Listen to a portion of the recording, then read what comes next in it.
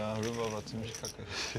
Ole, he is getting the bratwurst here tonight at the final table, extends his chip lead. We got a bunch of folds, and it's around to Patrice Brandt, 34 years old, out of Germany, and he will not play that mess.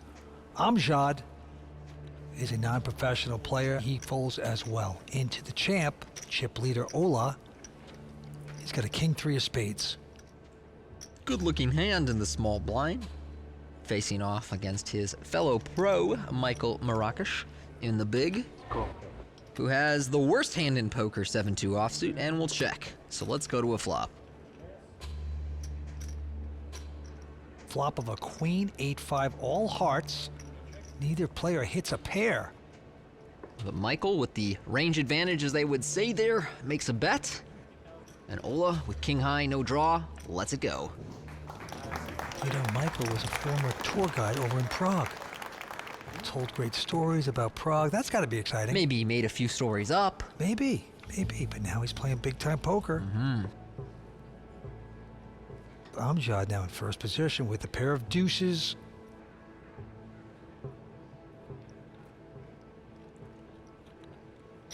He'll make it 85,000 to go. Ole is going to pip him out. A pair of sixes for him.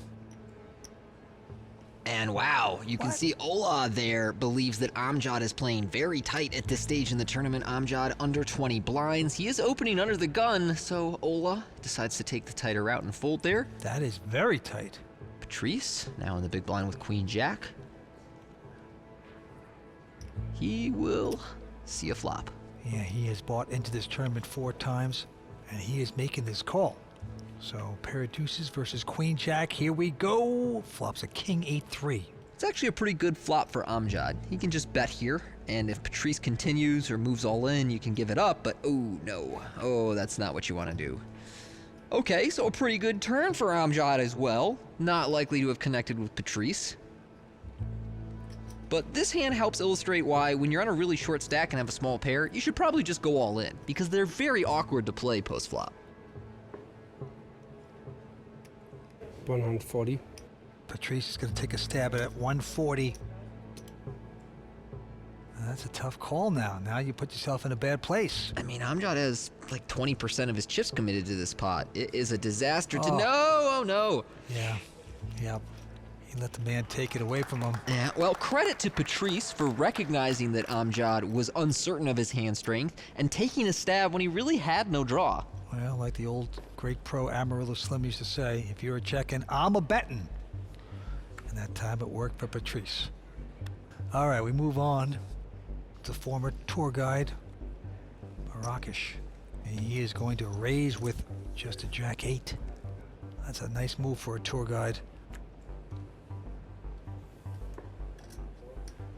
And he's getting some folds. Oh, Amjad's got the real hand, though. Pair of jacks. Well, Michal raised into Amjad, hoping his opponent would play too tight from the big blind and give up. All in.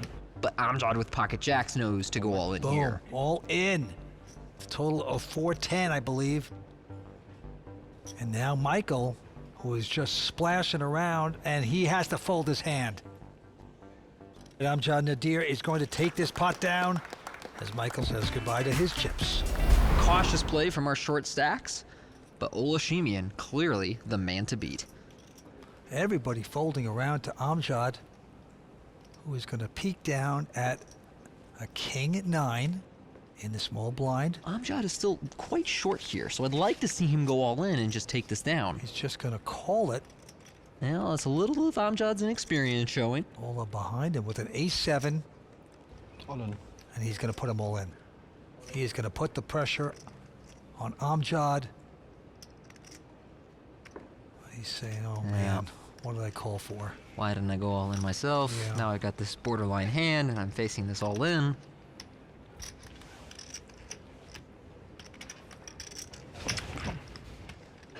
Amjad gets away, so Ole takes it down. Yeah, Ole being a nice guy shows him the ace. I put you on king. See you too many times caught off with king. Oh, that's my anti-man. Yeah, Ole happy to just take that one down. Gerd goes out. That is Hanyong from China. Now out of Germany. They call him Gerd. Anyway, everyone folding, and it's around again to Ole. Well, he can't play a 4-3. So he goes out, and now Mrakes with a queen jack. Michael Behnert is also one of the short stacks at this table. He's working on about 12 blinds here in the big blind. Oh, yeah. So Mrakes decides he has a little too much to just open shove. 140. Behnert, with a really bad hand, is hoping to just end this pre-flop. He's just saying, okay, there's no chance I flop anything good. Maybe you're going to limp fold a lot. I'm going to raise it up. Well, what's wrong with a 7-deuce? Well, I've seen those turn into beautiful hands. All in.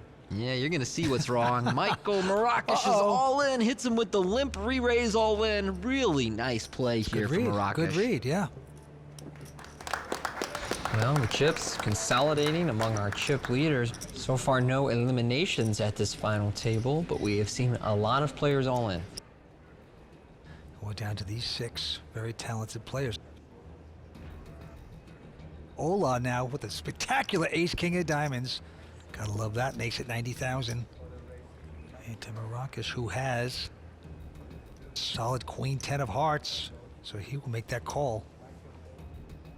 Well, Mrakes is not going out of his way to get in these pots against Ole, but he does continue to find hands in position, and so they will go with this flop heads up. Yeah, 2 nice hands, ace-king versus queen 10 of hearts. 7-7-4, so no one pairing but 4 hearts for Michal Mrakes. And Ole's gonna lead out and bet the continuation of 80,000. And because these two are 1 and 2 in chips, I would expect Mrakes to take a more passive route in this hand. He's not really looking to play a huge pot with Ole. Jack, no heart there. So Ole still in front with his ace-king high.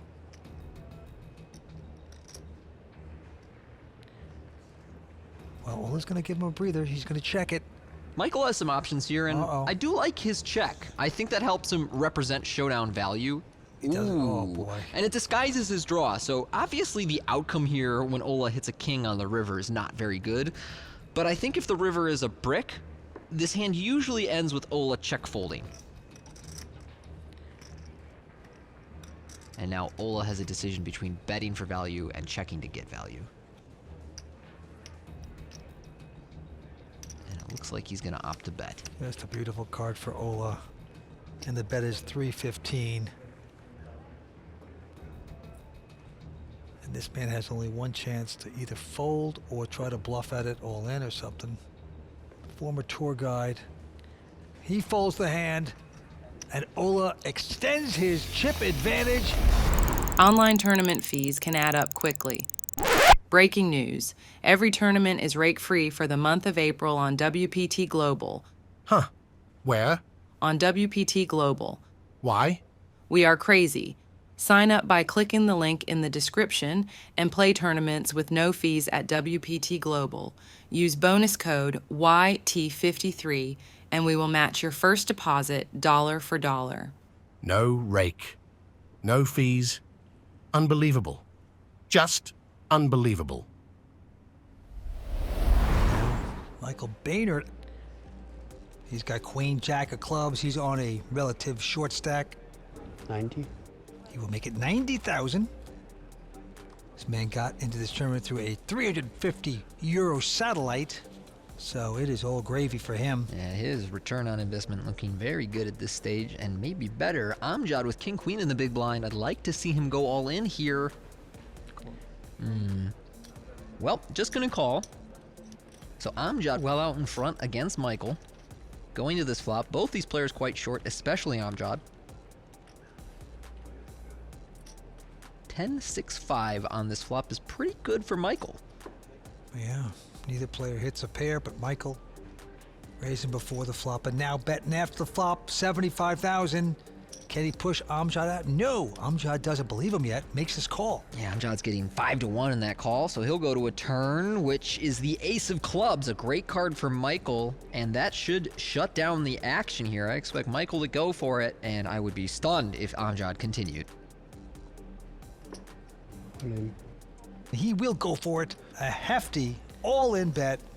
by Michael. This would be the call of the night. Yeah, I don't know how you would do it, and really you avoid this situation by moving in on the short stack pre-flop, but Amjad, showing a little of his inexperience there, gets bluffed out by a big draw from Michael. A man from Turkey gets gobbled up, folds the hand, and Michael takes that one. And we move on. 6 players battling it out here at Spielbank. And there, Michael goes out. Michael, too, now takes a look down at a uneventful 9-8.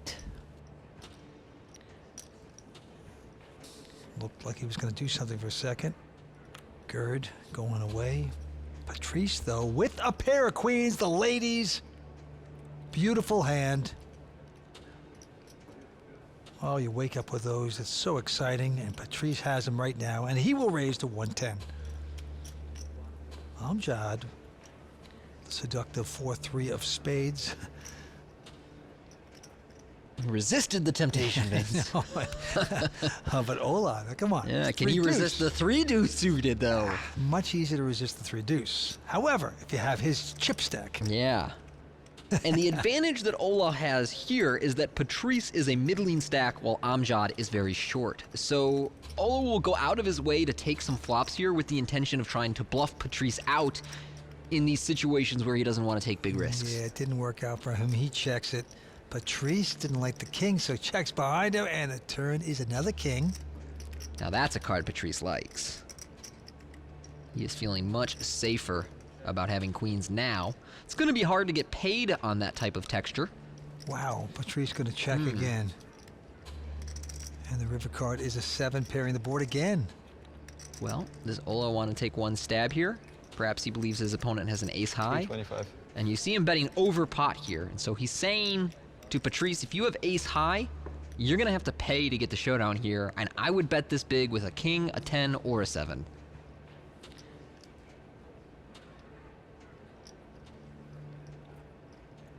But you gotta, come on. You gotta call with the queens, he does. And for the first time tonight, Ola getting foiled there. He had to bluff it, took a stab, didn't work out. And so the passive play from Patrice actually wins the maximum there, as it induces a pretty large bluff from Ola that didn't work out, but I like where his mind was at. Nice hand. And Patrice buying into this tournament 4 times. He just kept believing, I will make the final table, I will make the final table. And now he has made the final table, and now he wants to win the big bucks. Well, Ola takes a little hit there, down to 4.4 million. Michal Mrakes has about half as much in chips. Patrice now up to 3rd following that pot, as you see. Amjad just 7 blinds. All right, moving down to the table. This time Gerd with a pair of 8s. I'm Whoa, shocked. what in the... Lays it down. Oh, but by the way, Gerd means super tight in Chinese, so makes sense. Okay, living up to the reputation, I guess. Amjad, meanwhile, has a queen-jack suited and just 7 or 8 blinds here. He is going to push the all-in with the queen-jack.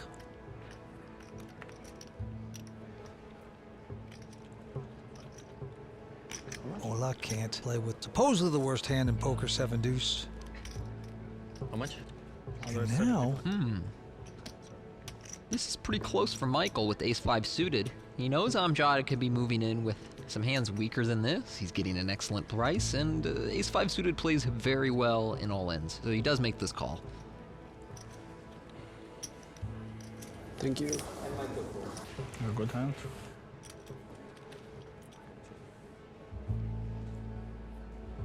to turn up the cards.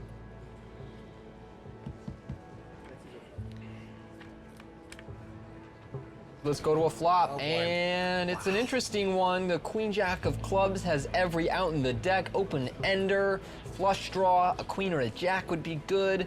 He is now the favorite in this hand. He certainly is. Great chance to double up here. Michael now does not want to see an ace. He essentially would like to see a low heart on the turn. Take away some of his opponent's outs on the river. Boom, short stack doubles up just like that. It's the Flush club. on the turn. Wow. Beautiful double And he up. would have got it on either card. There you go. Ole Schemion out in front. Yeah, and the blinds have gone up to 25 and 50,000. Here we go, down to the felt. Quick fold by Amjad Nader. And now Ola, our chip leader with ace-9. Gotta love it. Makes it 105 to go. Over to Michael Behnert. Not gonna play the 6-5. And this is Hanyong, who calls himself Gerd. He goes out, and now Patrice Brandt is gonna squeeze Jack King. A pretty good hand to find in the big blind. Patrice, certainly too deep to go all in here. He's gonna make this call. And we're gonna see a flop. And the flop is a King Jack 10. 2 pair there for Patrice. Beautiful flop. Oh, and he's gonna try to trap him. He checks it to Ola. Well, with Ola bets, Patrice has a decision between calling and check raising. Yeah, 90,000. Do you check raise right here, or do you just play it okie dokie time and just with a call? Yeah, he's gonna do that. Just gonna call. Trying to make a big pot happen here. Going to the turn. It's a 10, pairs the board. That doesn't help Patrice. And the board pairing is likely to slow Ola down. You do see him check back there. To the river card, a 3 of diamonds. Now, no help to either player. Patrice gonna win with his top 2 pair if he doesn't fold for some reason. And now, trying to figure out if he gets more value by betting or checking. 280. It's gonna be a bet of 280,000. Ola won't waste time. Gets out of the way, so Patrice, who's in 3rd chip position, is gonna take that one down. All right, we move on. Gerd going out. Patrice, he's also out. They're all getting dictated by Ola tonight. Now Amjad here with a king, queen with the button.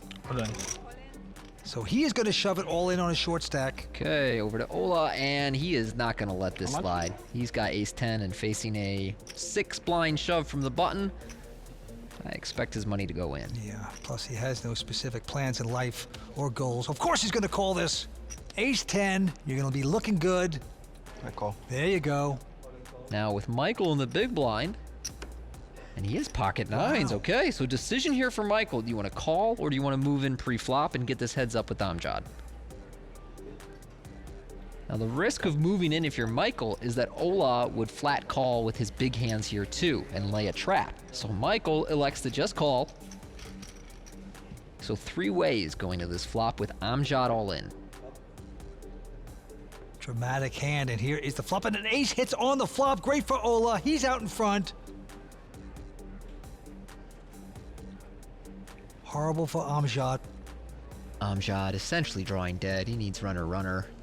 Ola gonna put a little bet out there, 250,000 into a pot of 915. Michael is in an awkward position here.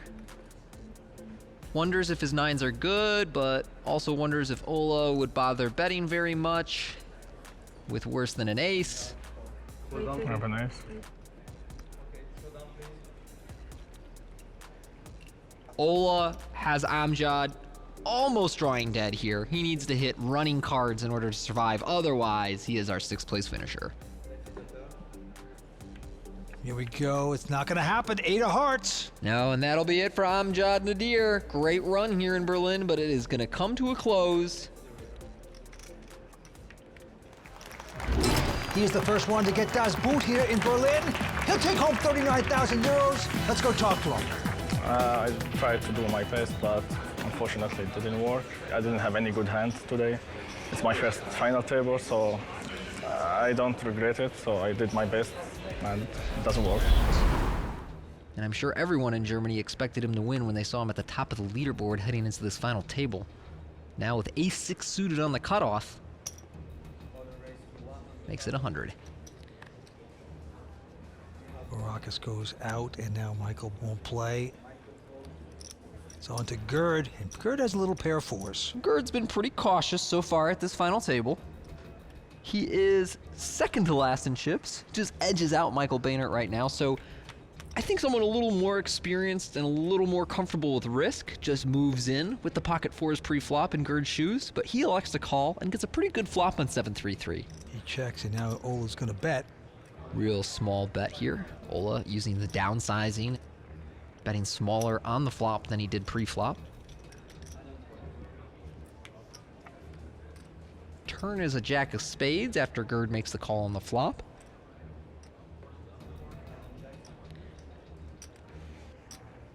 Not much of a card for Ole. We'll check it. And a 7 on the river is going to put 2 pair on the board. Gerd saying, okay, do I come out of the woodwork and make a little bet here, a little value bet? That's exactly what he's going to do, 125.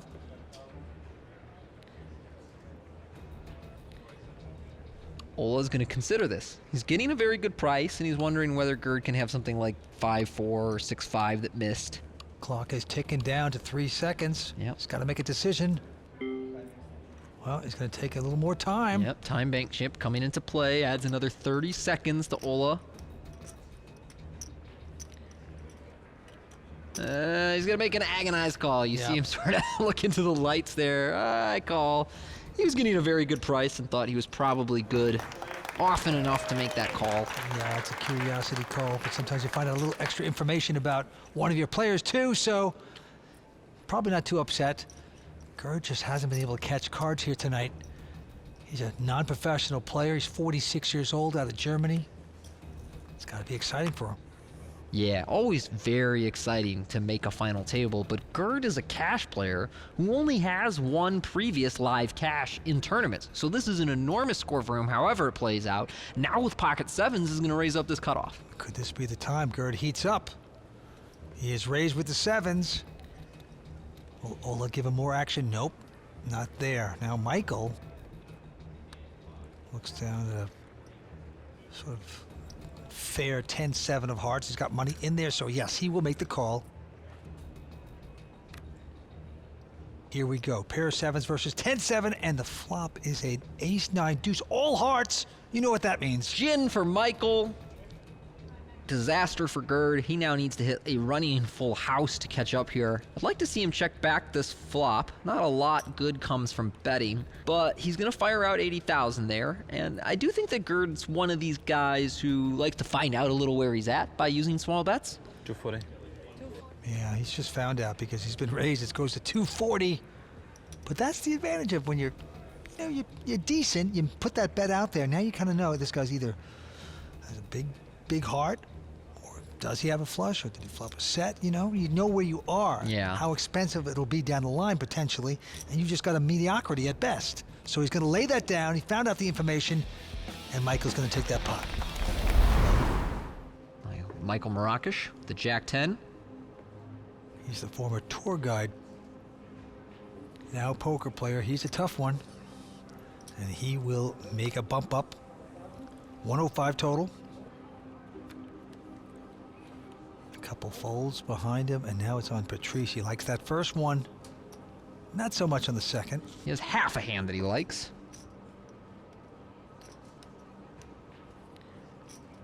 Maybe it's enough to call, though, because five-handed poker game, you're in the thick of battle, and yes, he will make this call and make it a battle. So Jack 10 versus Ace 7. And the flop is not good for either player. King 8 deuce. Not a bad flop for Patrice when he's holding the ace of hearts, and it's a texture that's really hard for his opponent to connect on. So I would expect we get to a turn here just facing a continuation bet. Mrakes is going to bet that.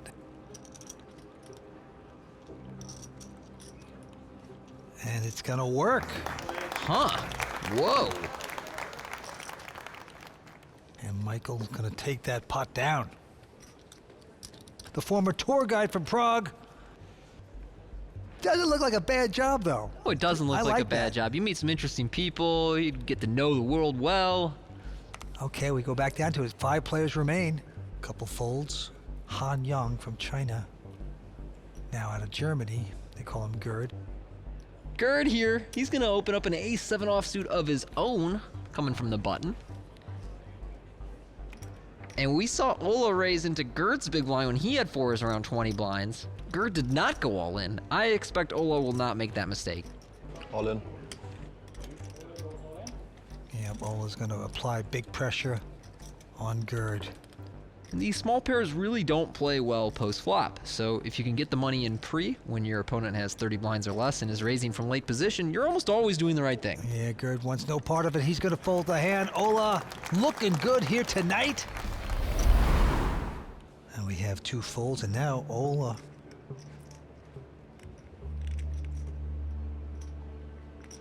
With a queen 10, likes it. He's going to raise it to 100,000. And now Michael. I'm curious to see how he approaches this one. It's one of those hands that sometimes players 3-bet, sometimes they call. 350. But again, you're second in chips facing off against the chip leader, so that can force you into more passive routes. However, Michael elects to 3-bet, makes it 350,000. Ole can afford to make this call, will he? No, he says, I've had enough. I'm going to be patient. I'm going to walk away. Sometimes that's the best thing, to just relax and let everybody else play their game. You don't have to play every pot. No. And that's what he's showing right there. Yeah, and I think that's one of the best hands that Ole would fold there, but I do like the fold. Michael was smart to size his 3-bet up and made it pretty big. We go right back to it. There's Ole with a queen 4 of hearts. So he's going to raise it again, make it 100. Into Michael, who now, oh, Michael's not bad. Pair of 8s, nice solid mid pair. All right, what do you want to do this time, Mike? Back-to-back hands, he's kind of had a decision between calling and 3-betting. 310. And he chooses the 3-bet again. 310. Yeah. Going up to 310. The other Michael goes out. Gerd wants no part of that. Ole, quick fold by him. Yep. Now, I really do appreciate that Ole never wastes time when he doesn't have a decision. Arakish getting on a nice rush here. 5-handed poker, blinds at 25-50. Right back down to the felt to Ole. Awful looking jack deuce. Even he won't play that. Arakish gonna fold as well. Over to Michael Behnert. With a 6-4 diamonds, he's got the button. Does he want to get brave? Makes it 110 to go. And Gerd with a king 8 of diamonds. Gerd's played very tight all night long. Non-professional player. All in. And now, wow, he's going to shove it. He's going to shove it all in. Here we go. Gerd's been pretty risk-averse, but he picks a nice hand and a nice spot to go after Michael there. Takes it down pre-flop without a confrontation. Gerd coming out of his shell, taking that one down. 5 players, what a battle. Online tournament fees can add up quickly. Breaking news. Every tournament is rake-free for the month of April on WPT Global. Huh. Where? On WPT Global. Why? We are crazy. Sign up by clicking the link in the description and play tournaments with no fees at WPT Global. Use bonus code YT53 and we will match your first deposit dollar for dollar. No rake. No fees. Unbelievable. Just unbelievable. Blinds 25 and 50. Here we go. One fold, and now it's on Gerd. Hanyong Kuo. Non-professional player. He likes his king 10. He will raise to 110. Gerd's been pretty tight with his hand selection. Ooh, he's in some trouble here, though. He's got under 20 blinds to start this hand, and Michal Mrakes has got ace-10 suited in the big. I expect him to put Gerd in. But no, he's just going to call. Okay. Wow, that is surprising. Just calling, but... Well, ace-10 suited does play very well post-flop. And we get one of 7-6-4, no spades. So a pretty bad board for both players here. Check, check. Gerd has played so few hands very selectively. Right. Everybody thinks they're behind when they're involved with them. Anyway, the 4 on the turn pairs the board. I'm surprised to see Michael reaching for betting chips here because Gerd probably has a bunch of ace highs of his own, some weak pairs. So Michael's turning his hand into a bluff here, I think. but it seems like not a lot of worse hands can call, and yet Gerd just called with king high, so what do I know about any of this? We're going to the river, and at 8. You know, a 5 is a straight now. If Michael bluffed the turn, I kind of expect him to continue here. He can't think his ace high is any good once he gets called on the turn. Little does he know he has the best hand. 400. Oh yeah, he's going to try to take a stab thinking that he has to bluff it. He's betting 400. Gerd can't even beat a bluff. That's how bad his hand is.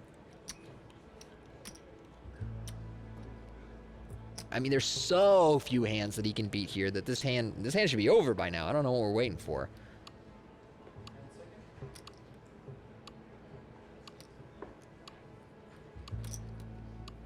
Oh my God, he called? Oh boy. I don't get it. I mean, he's played so tight and so conservative this entire final table, and he calls in a spot where he doesn't even beat a bluff. Oh no, Vince. He tried to make a hero call. It did not work out. Oh, that was hard to watch. Oh boy, and he has paid off his man. It's kind of brutal, but his table mates are laughing at him. They can't help themselves. It's just, I can't imagine how Gerd feels right now. He's devastated. He's down to a couple 100,000. You play tight all final table to call it off on king high when your opponent can barely even have any worse hand. He went with the hunch. He went with the hunch. Give the man a break. Oh, okay, all right. Next hand. Okay. Ole here. He's on the button with Jack 9.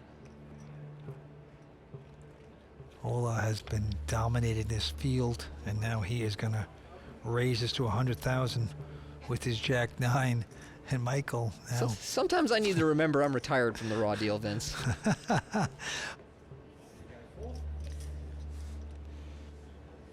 He could have been a hero if he was right. Now, Michael Behnert here has a 9-7 suited in the big blind against Ole's button raise. He's going to make the call. So he's dominated, but has a connecting-ish suited hand. And here is the flop king, 6 deuce. No one connecting there.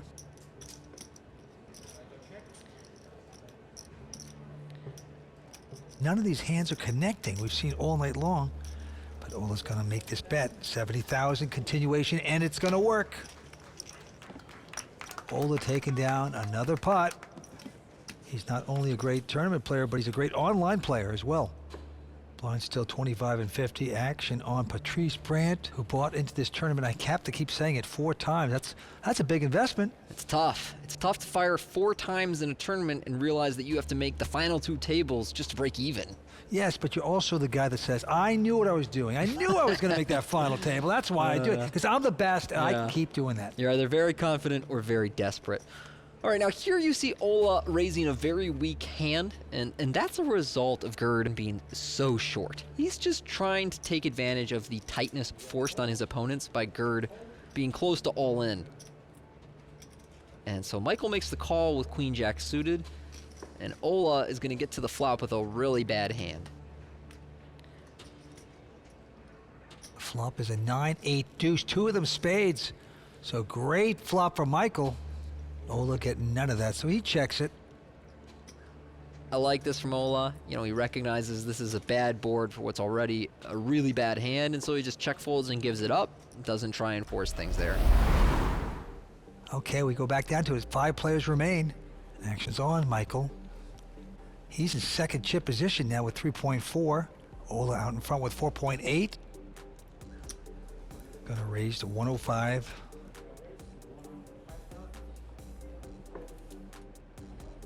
Around to Ole. Ole with a king 4. Well, you see Michael and Ole in the previous hand playing a little extra loose pre-flop while Gerd is so short. Gerd being that short basically means that Patrice and Michael Behnert cannot get out of line against the players who cover them. Ace 10-7 is the flop. Again, no one hitting anything. And there's a continuation bet for Michael. And he will be successful in that. He, like I said before, he's the one guy that can take a little steam out of Ole. Yep. He is maybe the only player at this table who has been willing to get into confrontations with Ole and try and outplay him. not force it per se, but to think that he could make a better decision than Ole could. You see some of the other players really going out of their way to avoid Ole. Now the action's on Michael. Now he got into this tournament through a 350 euro satellite, so this is a gravy train for him tonight, but he's gonna fold. And now Gerd is gonna shove his short stack in there with a king nine of diamonds. Patrice goes out. Yeah, Ole's got an ace nine. He's counting it out. Seems like an auto call. I raise. He's gonna raise to get Michael out. Michael with an awful looking 10-5, so no problem there. So they're gonna turn up the cards. And Ole is the favorite. That's pretty unlucky for Gerd. Ole's going to be calling with so many hands there. Unfortunate that the one he gets called by has him 3-outing. Gerd can't believe the whole thing imploded before his very eyes. Ah, naja, egal. Gute Hand.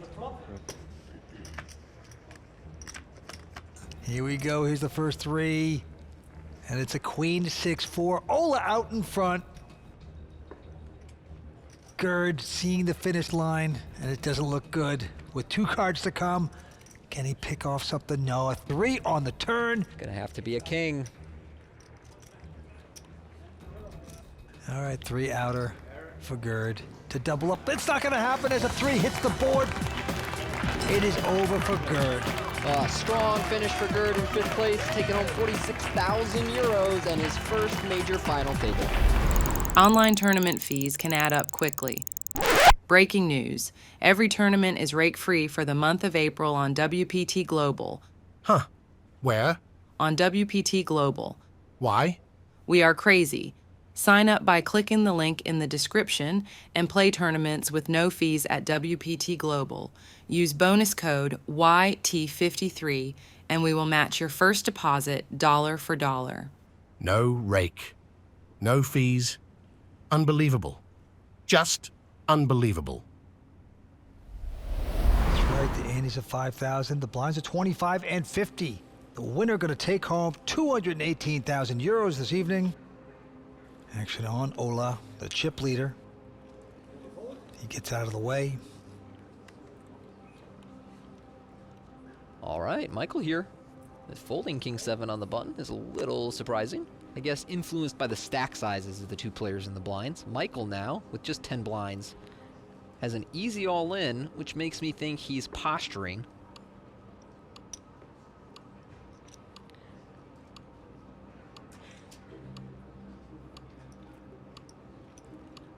All in. Yeah. Wow. I think there was a bit of acting there. Ace 9, but he has pushed all in. Now Patrice with a king 3 of diamonds. And who knows, that act could work because Patrice does have a borderline hand between call and fold here. Yep, wants to know how much it is. Patrice, of course, has over $1 million. Michael with half that. Yeah, I think a computer would say Patrice needs to call here given the price and the frequency that Michael will move all in. However, a lot of players really don't like calling all-ins with a weakish hand when it would put half their stack at risk. Action clock is ticking down to less than 4 seconds now. Call. And he is going to make this call. I don't know in that stage. Really don't know. Nice hand. Okay. Yeah, Behnert liking what he sees. Patrice, not as much, but still 2 live cards, and he's suited, so let's go to a flop. And there's a 3 for him. Oh, wow. Ooh, bad news for Michael Behnert. Patrice out flopping Michael. Boy, oh boy, Michael needs some luck here. Oh, he gets some. A club comes up, that gives a 4 flush. 8. And Michael's calling for the trolliest card possible. He wants an 8, so the 8s and 5s will beat Patrice's 3, but he can also catch an ace, a 9, or a club. Otherwise, he is out of there. In 4th place, the river card coming up. It's a 6 of spades. And Michael going to be eliminated in 4th place here. Unfortunately, his ace-9 of clubs not able to hold up. Felled by the king-3 of diamonds for Patrice. Yeah, an excellent player will take home 60,000 euros. We're down to 3 players. Ole Schemion still our leader with above 5 million in chips. Patrice Brandt, our short stack at 1.5 million, but he's got 30 blinds. So not desperate.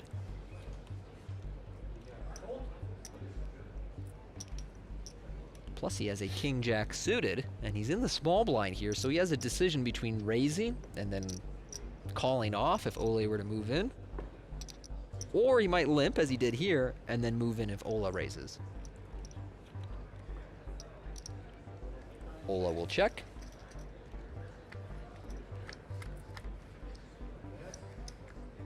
And a nice flop here for Patrice.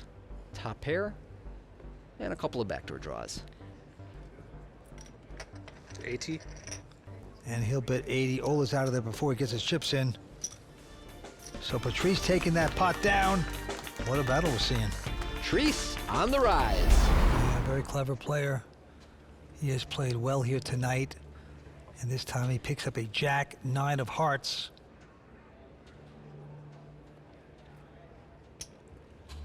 He'll raise it to 100,000. Ole behind him with an ace-4 diamonds. Ole is definitely going to play here. I'm just not sure if he's going to 3-bet or call, but 3-bet seems more likely. 300. Yeah, he'll move it up to 300,000.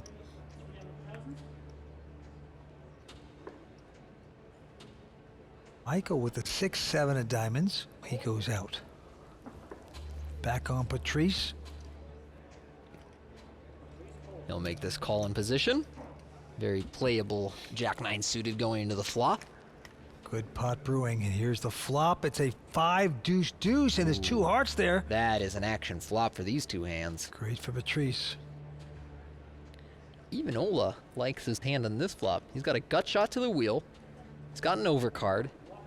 And he knows that his opponent would have moved in with any of his pairs pre-flop. All in. Wow.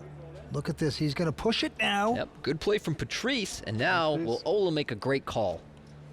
And I think that Ole is going to consider all those things. You can't have a pair, can't have that many bigger aces than me, so that means your range is mostly flush draws.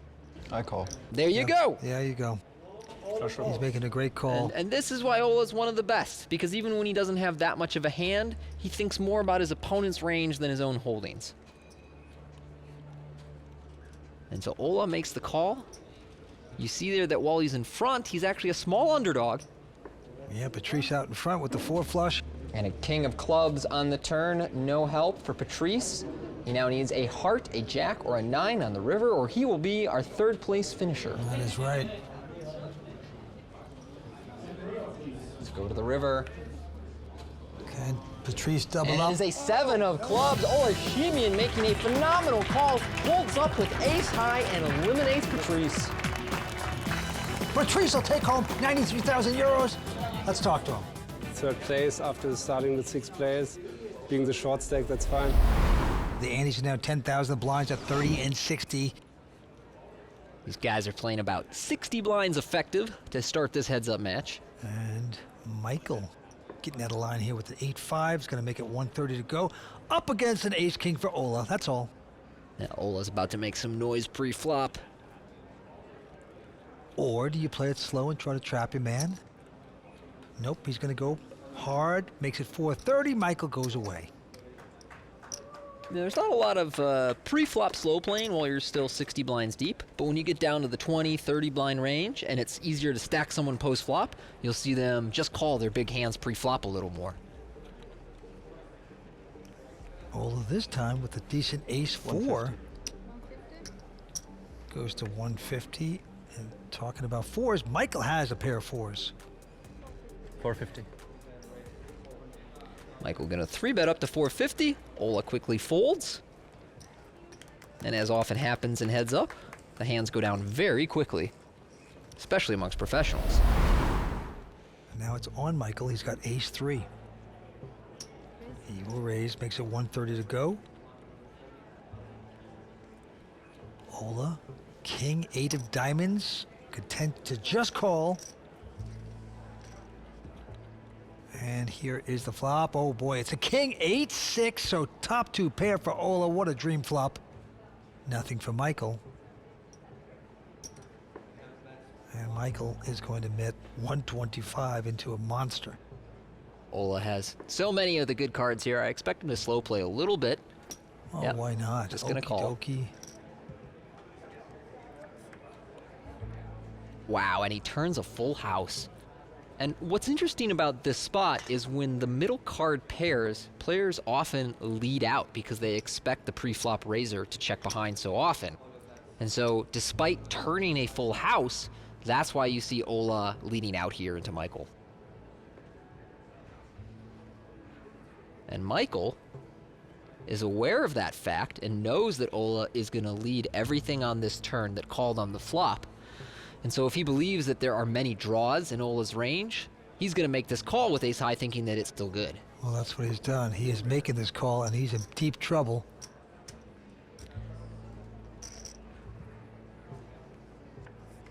River card comes up 6, pairs the board. 8s and 6s out there. So can Ole get more out of his victim? Well, that's an unfortunate river for Michael, because if he had put Ole on one of those draws, they all missed. 760. Michael anyway. Oh, wow. Wow, he didn't think about it. He's going to try to make the hero call. It's going to backfire in a huge way. Huh. Big payoff for Ole. Michael has raised to 130 with the 10-4. Ole going to stick around with the 6-5, and the flop is a king 7-3, 2 hearts. Not a bad flop for Ole. He's got a gut shot, and the only heart. Michael here just stabbing. Yeah, bets 110 with 10 high. Ole splashing around, hoping to hit. Whoa, he's... Check raising again. Yeah. Well, he knows his opponent's going to continuation bet that flop very frequently, close to 100%. Ole with a little bit of a draw, but not so much that it's a disaster if he doesn't get to the turn. Check raises, takes it down. We move on. This time Ole looking down at a king 7. Just going to call it. Michael okay to see a flop with a jack 7. So here we go, and the flop is at 8-8-4. No one hitting anything. Michael gonna check to Ole. Check, check. And a 7 on the turn's a pretty interesting card. Pairs both players. But Ole in front with the higher kicker. I would expect him to raise this turn. He likely has the best hand. His opponent has several draws that can pay to see a river. And it's really hard to get more value if you just call and see a river card when many of them will either improve your opponent's hand or scare him away. So 370,000 to go from Ole here. Yep, he's got him out pipped, and he's gonna raise him up. Apply more pressure on Michael. Action clock ticking away. It's down to 6 seconds and now 5. Oh boy, he's going deeper. He's gonna make this call. Yeah, nothing that Michael can do to get away here. His hand is way too strong. Wants to hit a jack. Did not. A 3 on the river. I didn't expect Ole to bet the river, but that card might entice him. It's a really safe card for his hand. No, he does check. Wow, he missed a little bit of a value bet there. And that's why you see him smile a little bit. He's like, I could have got a little more. Online tournament fees can add up quickly. Breaking news. Every tournament is rake-free for the month of April on WPT Global. Huh. Where? On WPT Global. Why? We are crazy. Sign up by clicking the link in the description and play tournaments with no fees at WPT Global. Use bonus code YT53 and we will match your first deposit dollar for dollar. No rake. No fees. Unbelievable. Just unbelievable. All right, thank you, Lynn. Let's have a look at our Zynga poker leaderboard. Brian Hastings well out in front, followed by Joey Couden and Scott Margereson. Jeff, Matt, and Faraz are technically our short stacks, but they definitely have enough chips to make a run. Andy's at 10,000. Bly's at 40 and 80. Tony, here we go. The very talented Matt Stout.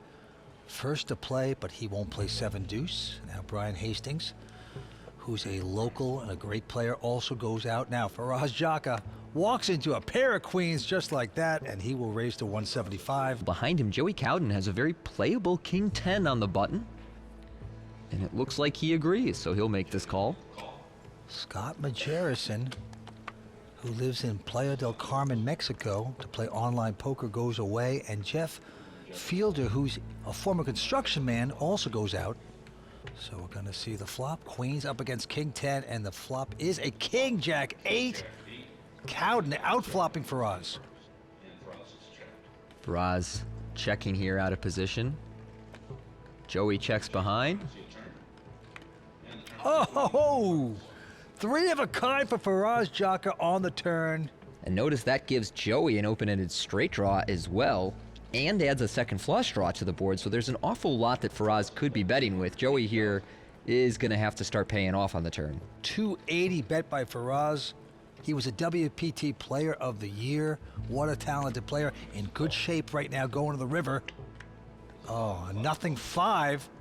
Great card for Faraz, bad card for Joey because it's missed all the draws and his top pair is likely stuck calling down, even if he senses that Faraz likely has a pretty good hand. Faraz going to stick out another bet. Hefty 650. Joey, sensing that this isn't a great situation to be in, but is also sharp enough to know that Faraz is an aggressive player who would likely bet with many of his draws that missed on this river. Joey's got a lot of chips. He can afford to make the call. He does make the call. Faraz tables his set to take down the first hand of our final table. Well, it could have gotten even uglier, perhaps, if Joey would have bet after the flop in front with the kings. Would have made the pot even bigger, so maybe he got off a little cheaper. On to the next hand. Faraz, quick fold. Joey, a local in Fort Lauderdale, goes out. Scott Margereson, who's in second chip position at this point, he can't play that mess. And here is the non-professional Jeff Fielder. $1.75. I feel like it's worth more than that. With a 9-7 of diamonds, he will make it 175 to go. Well, I'm the least familiar with Jeff, and I'm curious to see how he adjusts and approaches this table full of professionals. Brian Hastings, a tough professional, and he is going to speculate and make this call with a 6-5. We will see the flop. Flop is a queen 10-5, 2 diamonds. Well, both players connect. Jeff in position with the flush draw, Brian out of position with bottom pair. 150 from Jeff. Brian Hastings now. Oh yeah, he's gonna make that call. Going to the turn.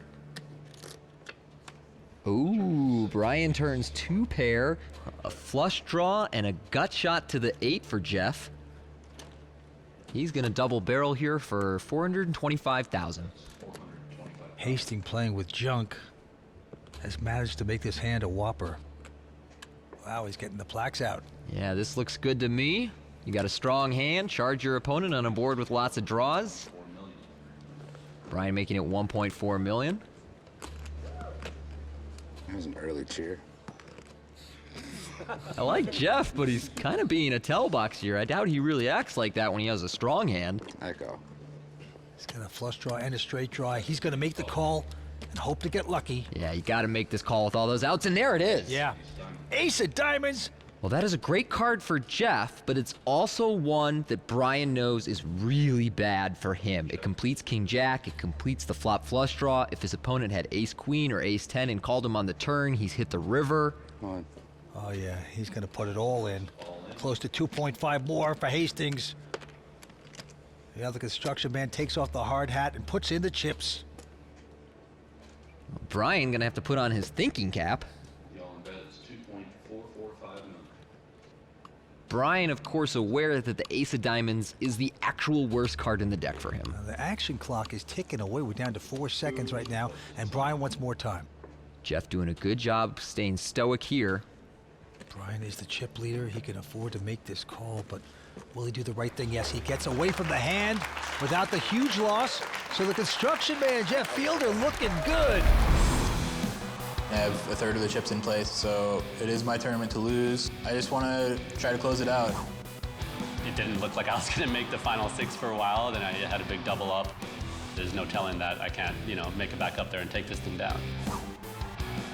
I've heard of several conversations where someone goes, oh, he's so crazy aggressive. Other one's like, what? No, he's not. He's so tight. It's exactly what I want. I try to be the chameleon. I think I play pretty well. I think most people think that I play pretty well too. without meaning to sound arrogant or anything. I feel pretty good. Now I've been preparing for this for a long time. I'm ready. The competition is by far the toughest that I've ever played in one table. I'm excited. I mean, you can't be the best without beating the best, so bring it on. Well, this incredibly stacked final table is somehow without a WPT title. Brian Hastings out in front with 11 million. Jeff Fielder has moved up after taking that nice hand from our chip leader. And winner's going to take home close to 700,000 here tonight, so big money at stake. Quick fold by Joey Couden. Scott Margereson, online wizard, goes out as well. Now the construction man, Jeff, non-professional, with a decent king-jack. Got a couple of Broadway cards here, and he's on the cutoff, so he's going to raise it up here to 175. Matt Stout going to fold, and now Hastings now with an attractive ace-10. This is one of those situations where some players choose to call, others choose to 3-bet. Brian here as the chip leader 650. seems to prefer to 3-bet. Yeah, well, he's the chip leader, has a lot of chips, and he is going to put the pressure on. Faraz Jaka has to go away. You just want your plaques back, don't you? Yeah, good. It's true. I like this, Vince. These guys aren't total statues in the middle of the hand, but still not giving anything away. Jeff makes this call in position, so we'll go to a flop. It's a big king, 10-7. They both get pieces of that, of course. Jeff with kings, Brian with 10s, and Brian's going to check. So Jeff fires out 500,000, and Brian with second pair ace kicker will make this call. He keeps fighting for those pots, and now he's in a bad place. Let's see if it turns around. No, 7 pairs the board. Kind of an interesting card on the turn. Either player could have a 7 here, but I would say Jeff is more likely to. He checks this back. Deuce and nothing card. Pretty safe card for Jeff there. Got to be feeling pretty good about his hand. Cool. Brian's going to fire out 600,000. That's sort of a blocking bet for value that also prevents him from having to face a tough decision if he checks and his opponent bets bigger. Jeff there makes a quick call. Yeah, well, when the 7 pairs, you want to protect your king. At that point, you never know, Hastings could have had a 7, so Jeff taking the pot. Brian taking the worst of it so far here tonight. Yeah, Brian suffering a couple early setbacks against Jeff. All right, going to Scott Margereson, 25 years old. Scott is one of the top multi-table tournament players online in the modern era, and it is very competitive online these days, which means he is a real tough player. I will not be surprised if he continues to have success in the live arena. All right, well, Brian Hastings never slowing down, has made a raise, makes it 200 to go. And now Joey Couden with a solid king 10 of clubs. What will he do with that? Just calls. Hastings, as the chip leader, is just opening up his game. Oh, that's a pretty interesting flop. So an open-ender with a backdoor flush draw for Joey. Bottom pair with a backdoor flush draw for Brian. And Brian will bet. Continuation bet of 175.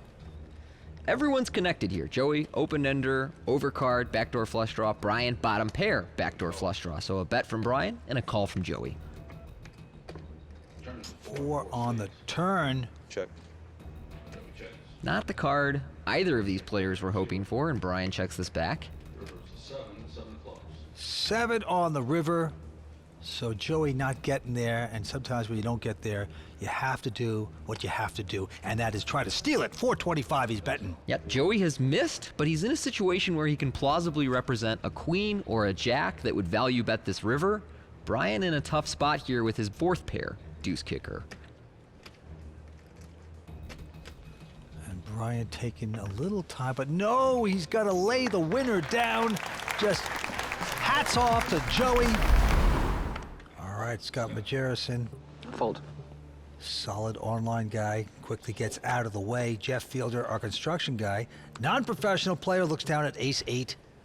Seems to like it. Yeah, I used to raise in this situation almost always, but after some coaching, I found you're supposed to fold a lot of these medium offsuit aces on the hijack. Jeff, you're going to raise it up to 175 over into the blinds of Faraz and Joey Couden, who finds 9-8 suited in the big.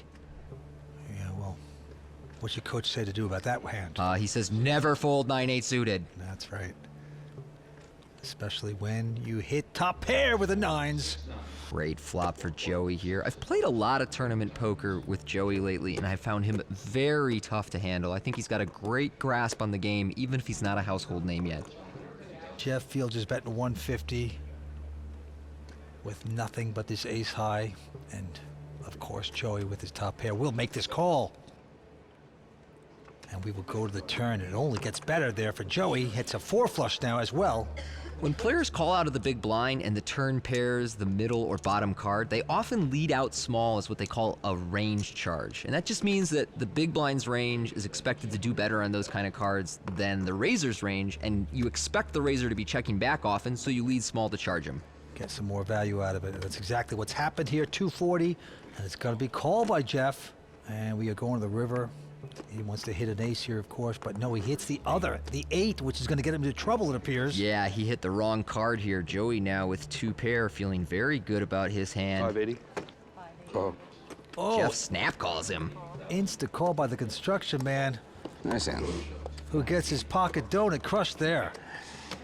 And a very stoic Joey going to work here tonight.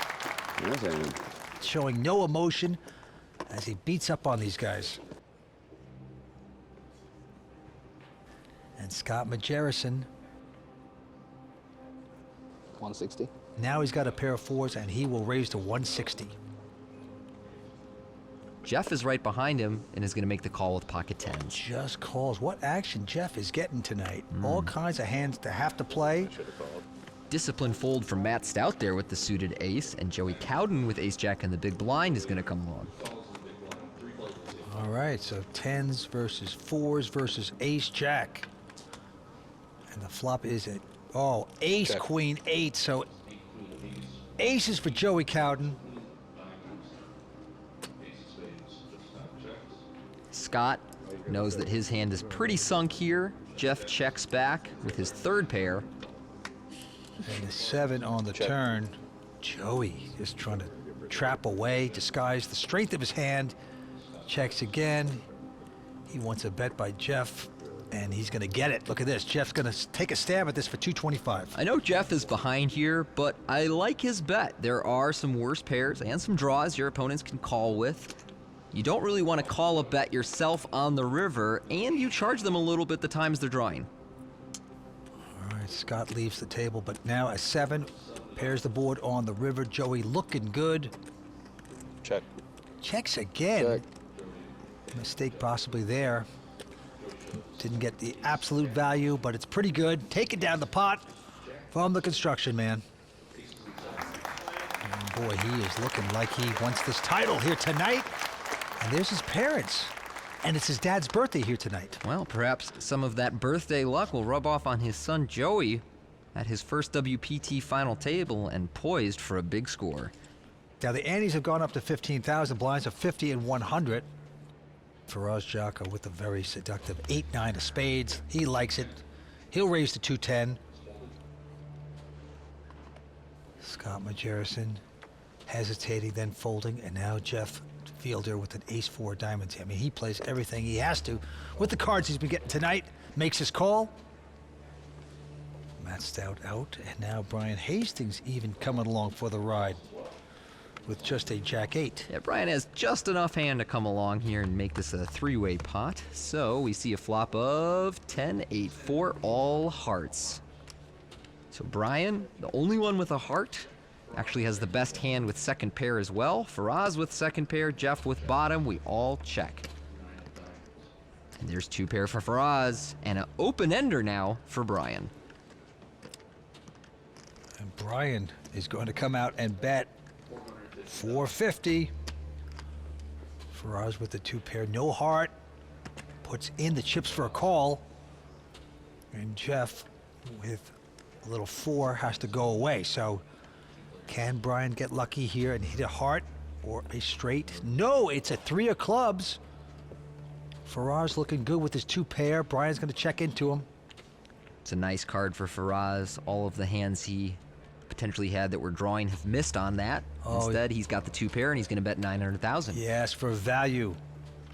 Faraz figuring it out, saying, I think I'm in front. I want more money. Give me more. In Brian's shoes, you could consider all 3 options, folding, calling, and raising. Raising, of course, would be a bluff. But instead, Brian will fold, gets away for the minimum. That's right, Faraz Jaka, his 5th time at a WPT final table, showing his stuff here tonight, looking good. Most poker players don't like rake, and that's why we're throwing you a party.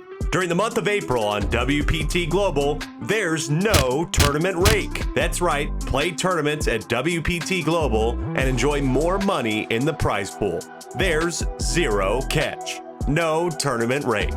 Use the promo code YT54 and get your deposit matched dollar for dollar up to $1,200.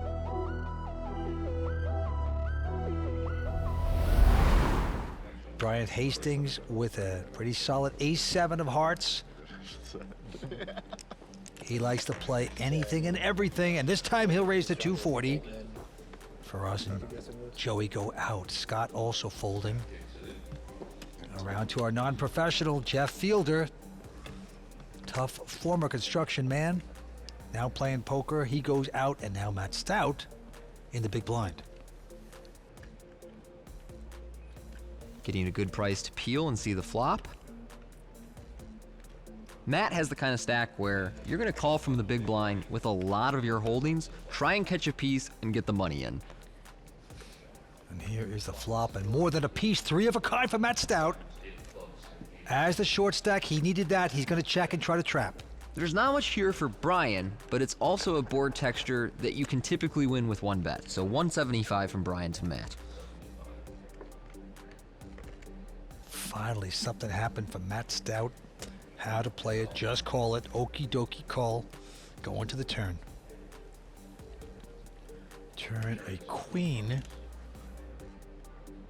So Brian getting none of that. Matt's going to check into him again. Will Brian take another stab? Yes. Queen is not an unreasonable card for Brian to bet. He's hoping that Matt folds something like a 4 or a 5-6, 7-6 straight draw, although technically Brian's ahead of those hands. Matt here, of course, with trips, is about to say those magic words. Yeah, Brian bets 400. And Matt on the short stack. Action clock ticking down. All in. And there's the all in by Matt. And a quick fold by Brian, who gets the memo. Let's go to the table. Faraz Jaka now with a 9-4 of hearts. Quickly folds. Joey also out. And now Scott with a pair of queens. Scott going up to 225 with a pair of queens. Now with Matt, nope. Doyle Brunson, no good. And Brian in the big blind. That smile says, I got something real junky, but I'm going to call anyway. All right, the ladies versus 5-3. What's going to happen? Ace, 8, deuce on the flop. And when you have the queens, you hate to see that ace appear. Scott will check back here. It's a 10 of hearts. Brian doesn't have much, but he does have a gut shot, and obviously he cannot win at Showdown, so he's going to fire out as a bluff for 400,000. Yeah, he doesn't have much, but he has heart. This guy just likes to battle for every pot. I like the sizing he chose. He bet quite big in relation to the pot, and that's to get his opponent to fold weak pairs and high cards like King, Queen, King, Jack. Well, he's going to fight, but he gets the call they didn't want to see. River card comes up, another queen, not that he needed it. And that is not the card Brian wanted to see, and he quickly checks over to Scott. He's going to give up on this one. It seems like it's Scott wanting to put in some more money for value. Brian quickly folds the hand. Scott Margereson, the online guy, will take down a nice one. Oh, and Matt has picked up a pair of 9s. First position. Gotta like that. He's gonna make it 2:25 to go. Brian and Faraz go away. Joey goes out. Scott also folding. And wow, Jeff now with ace queen of clubs. Jeff with a decision between calling and re-raising here. Both options very reasonable. And he is just gonna call it with his ace queen of clubs. So Matt hoping to get lucky here with his nines, and so does Jeff. But Jeff gets lucky, outflops Matt with his queens as a king, queen, 8 hits the board. Good flop for Jeff, but it is a board that's going to be hard to get value from Matt on. They go check, check, and it only gets better there. For Jeff, he hits aces and queens. Yeah, and if Matt wasn't scared on the flop, he's terrified now. So Jeff fires out 300,000. Matt will have difficulty continuing. Here we go. I had a good one. Did you? Yeah. A good draw? No, I just see it. I don't believe you. It's a good one. Brian inducing that showdown by Jeff. Yep. Seems like a good spot to be like 20 bucks a nice show. Get a little value. Yeah, Brian's such a nice guy. You always feel, oh, I'll make you happy. Shows the two pair. I feel like Brian Hastings probably has $20 in his bank account. I don't want to assume anything, but you know. And we move on. Faraz Jaka now with a very strong ace-9 of diamonds. Likes that. He will make it 2:10 to go. Around to Scott, who has picked up a pair of fours. Scott here going to make this call in position. He's on the cutoff. Now with Jeff on the button, he's got 5-4 suited, so he's going to come along. Enjoy your flop, boys. Oh, I will. And Hastings with queen 8 of clubs also involved. So 4-way action. Nice pot potentially brewing. And here is the flop. It's a 10-10-4. So Scott flopping a full house just like that. Wow. Faraz here with the lead. Knows this is a difficult board for his opponents to connect with, is going to fire out. I don't mind this bet, but I would prefer it if he had a diamond on the flop to draw to. And Scott with his fours full, just calling. And now the construction man, Jeff, with a piece of it. And he's going to stick around with the call. This is tricky here, Vince. Hastings gets out of the way.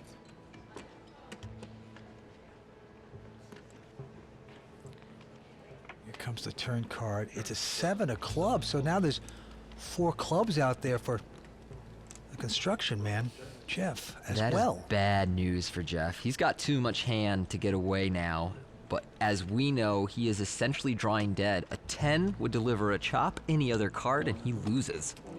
There's the bet by Scott with his fours full. He's betting a hefty 1.35.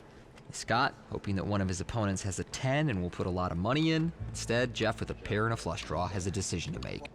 Action clock, Tony, is ticking down to 4 seconds, and yep, Jeff wants more time. He's got a 4 flush and a little piece of it with a bad kicker. Oh boy, Faraz realizing the jig is up. Faraz is just a spectator now. I know he still has cards, but he's not putting more money in this pot. Well, this is a big moment for the non-pro. The clock is ticking down again. Can he get away from this at this point? Oh, he wants more time again. Another concern I have about using 2 time bank chips here as Jeff is that you now eliminate the possibility of holding a 10. Okay.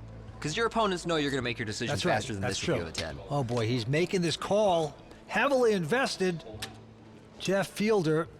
Now, the thing you don't want to do is hit the flush to keep you around. The irony is both these guys are rooting for a club, and there it is. Oh, boy. Oh, boy. Jeff has hit his flush now.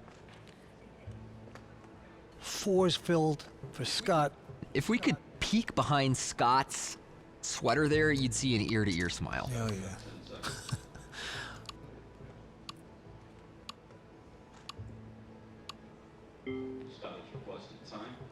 Scott, also using a time bank chip. Throw him off the tracks. Yeah. All in. And there's the all-in. And the construction man has fallen off the scaffold. Oh, boy. Oh, yeah. So Jeff Fielder out in 6th place, the first person to get thrown into the swamp here at the Seminole Hard Rock. He will take home $144,000. Great run from Jeff Fielder tonight, making his first final table, but he's going to have to come back once more if he wants to get a WPT title. And out front, we basically have a tie for first place. Scott Margereson with 12.35 and Joey Couden with 12.3. Brian Hastings solidly in 3rd, Faraz 4th, Matt Stout still our short stack with about 25 blinds. And the action going on. Joey folding. Scott Margereson, the other co-leader, also going away. And now Matt Stout, uneventful Queen 6. He won't do it. And Brian Hastings finally getting a real hand, pair of jacks. Brian gonna raise here into Faraz's big blind. Faraz with a pair of 7s. Is gonna get involved. Doesn't re-raise, just calls it. So jacks versus 7s, two great talents battling. And the flop's at 8-4 deuce.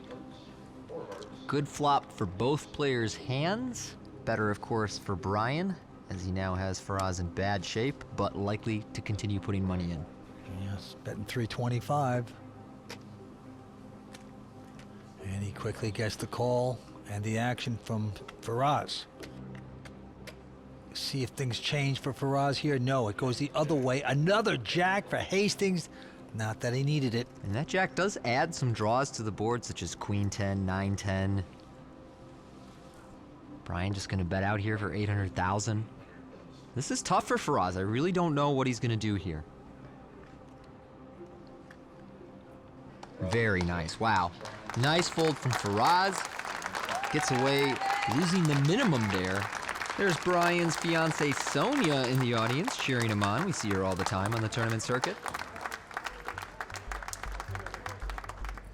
Yeah, sometimes a player gets stubborn with a hand like 7s and just doesn't believe a guy like Hastings who could be playing anything. Sure, there's a lot of draws he could have had there. Many players call that turn bet, but Faraz, sensing something was wrong, gets away. Yep.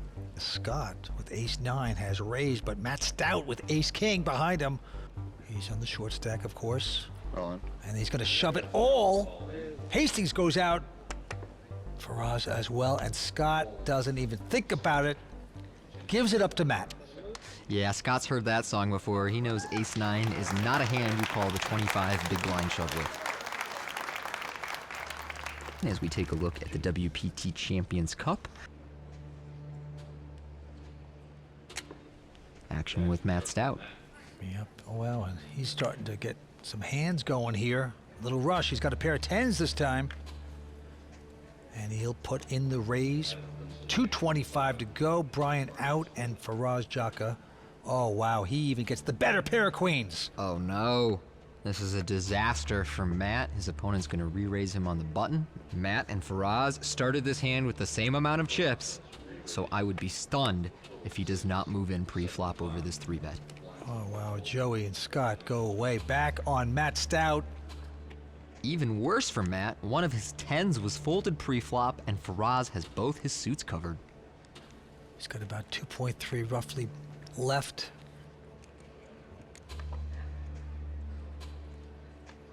All in. Oh, he's gonna push it. And obviously Faraz has to call this, insta-call. They turn him up, and Matt just getting the wrong hand at the wrong time. Exactly. The right play from Matt, but the wrong time, unfortunately. Faraz here in great shape to knock out Matt Stout. Matt Stout, 33 years old, living in Vegas. 3rd WPT final table, never won one. The man with the great laugh and voice needs to get lucky, and not there as a queen hits on the flop. Given 3 of a kind for Faraz. Now, Matt doesn't know it, but this tournament is over. He is drawing dead. And it's just another queen, that's Okay, all. that's just a little bit of overkill. Matt says, these are yours now, Faraz. Thanks for having me. Yep. Now, always happy to see Matt Stout do well on the World Poker Tour, but he's going to have to wait a little longer for his first WPT title. The man with the great laugh is not laughing now. He'll take home $189,000. Another one goes into the Everglades. Let's talk to Matt Stout. I try to focus on playing my best and letting the cards fall as they may. It's the only real thing you can do to not let luck and coolers really dictate your emotion too much on this game. Most poker players don't like rake, and that's why we're throwing you a party. During the month of April on WPT Global, there's no tournament rake. That's right, play tournaments at WPT Global and enjoy more money in the prize pool. There's zero catch. No tournament rake. Use the promo code YT54 and get your deposit matched dollar for dollar up to $1,200. All right, thank you, Lynn. Here's a look at our Zynga Poker leaderboard. Joey Couden out at front at $12.5 million, followed by Scott Margereson just under 12, Brian Hastings at 8.7, and Faraz Jaka in 4th place, but sitting comfortable on 50 big blinds. Yeah, Tony, the antes are 20,000, blinds are 6120. Let's go to the felt. The chip leader, Joey Couden. They call him Joe Poker down here. That's his nickname. And he's got a pair of sevens. Gotta like it. Makes it 280 to go. Joey, a very tough player from the Fort Lauderdale area. Raising up sevens here into the big blind of Faraz Jaka. Faraz Jaka, 5-time World Poker Tour final tableist. Hasn't taken down a title. What a great player he is making this call with 10-8. And we will see the flop. It is a 6-6-9, so pretty good for the sevens. Yeah, 2 pair for Joey, a gut shot with an overcard for Faraz, and I will say that this is the kind of texture and hand that a lot of professionals like to check raise with out of the big blind. You do have a draw to a really strong hand. Your hand isn't quite good enough to call a bet, and you could plausibly represent a 6 for trips here. Faraz, you see, is cutting out raising chips. Yeah, he's going to make it 725 into Joe Poker. And this is tough for Joey because a lot of the hands that Faraz is going to be bluffing with contain a 7. So when you've got 2 of them, it makes it much less likely your opponent's bluffing. Joey there goes away. Little muscle there by Faraz Jaka.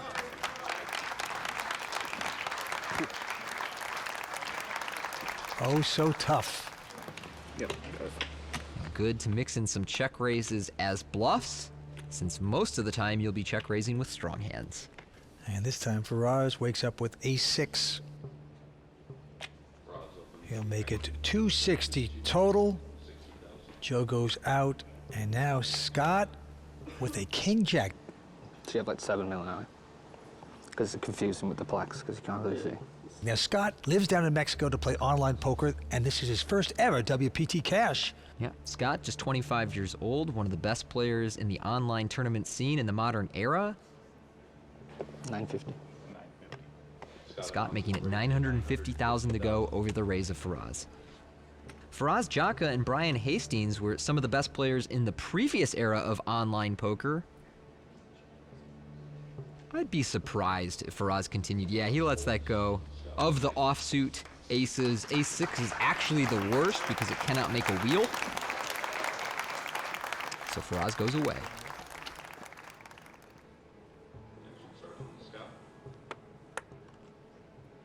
Back down to it. Scott this time with the queen-4, quickly mucks. Brian Hastings with the best hand you can get before the flop, pair of aces, and he will make it 300,000 quickly. Will he get action? Yes, Joe Poker with the pair of sevens. Yeah, a little surprised Faraz folded king 10 in the small, but Joey, of course, not going anywhere with sevens in the big blind, so heads up to this flop. The flop is ace-9-7. Wow. You gotta be kidding me. Both flop sets. Brian, of course, with top set of aces. It is going to take some kind of run out to prevent Joey from losing a ton of chips here.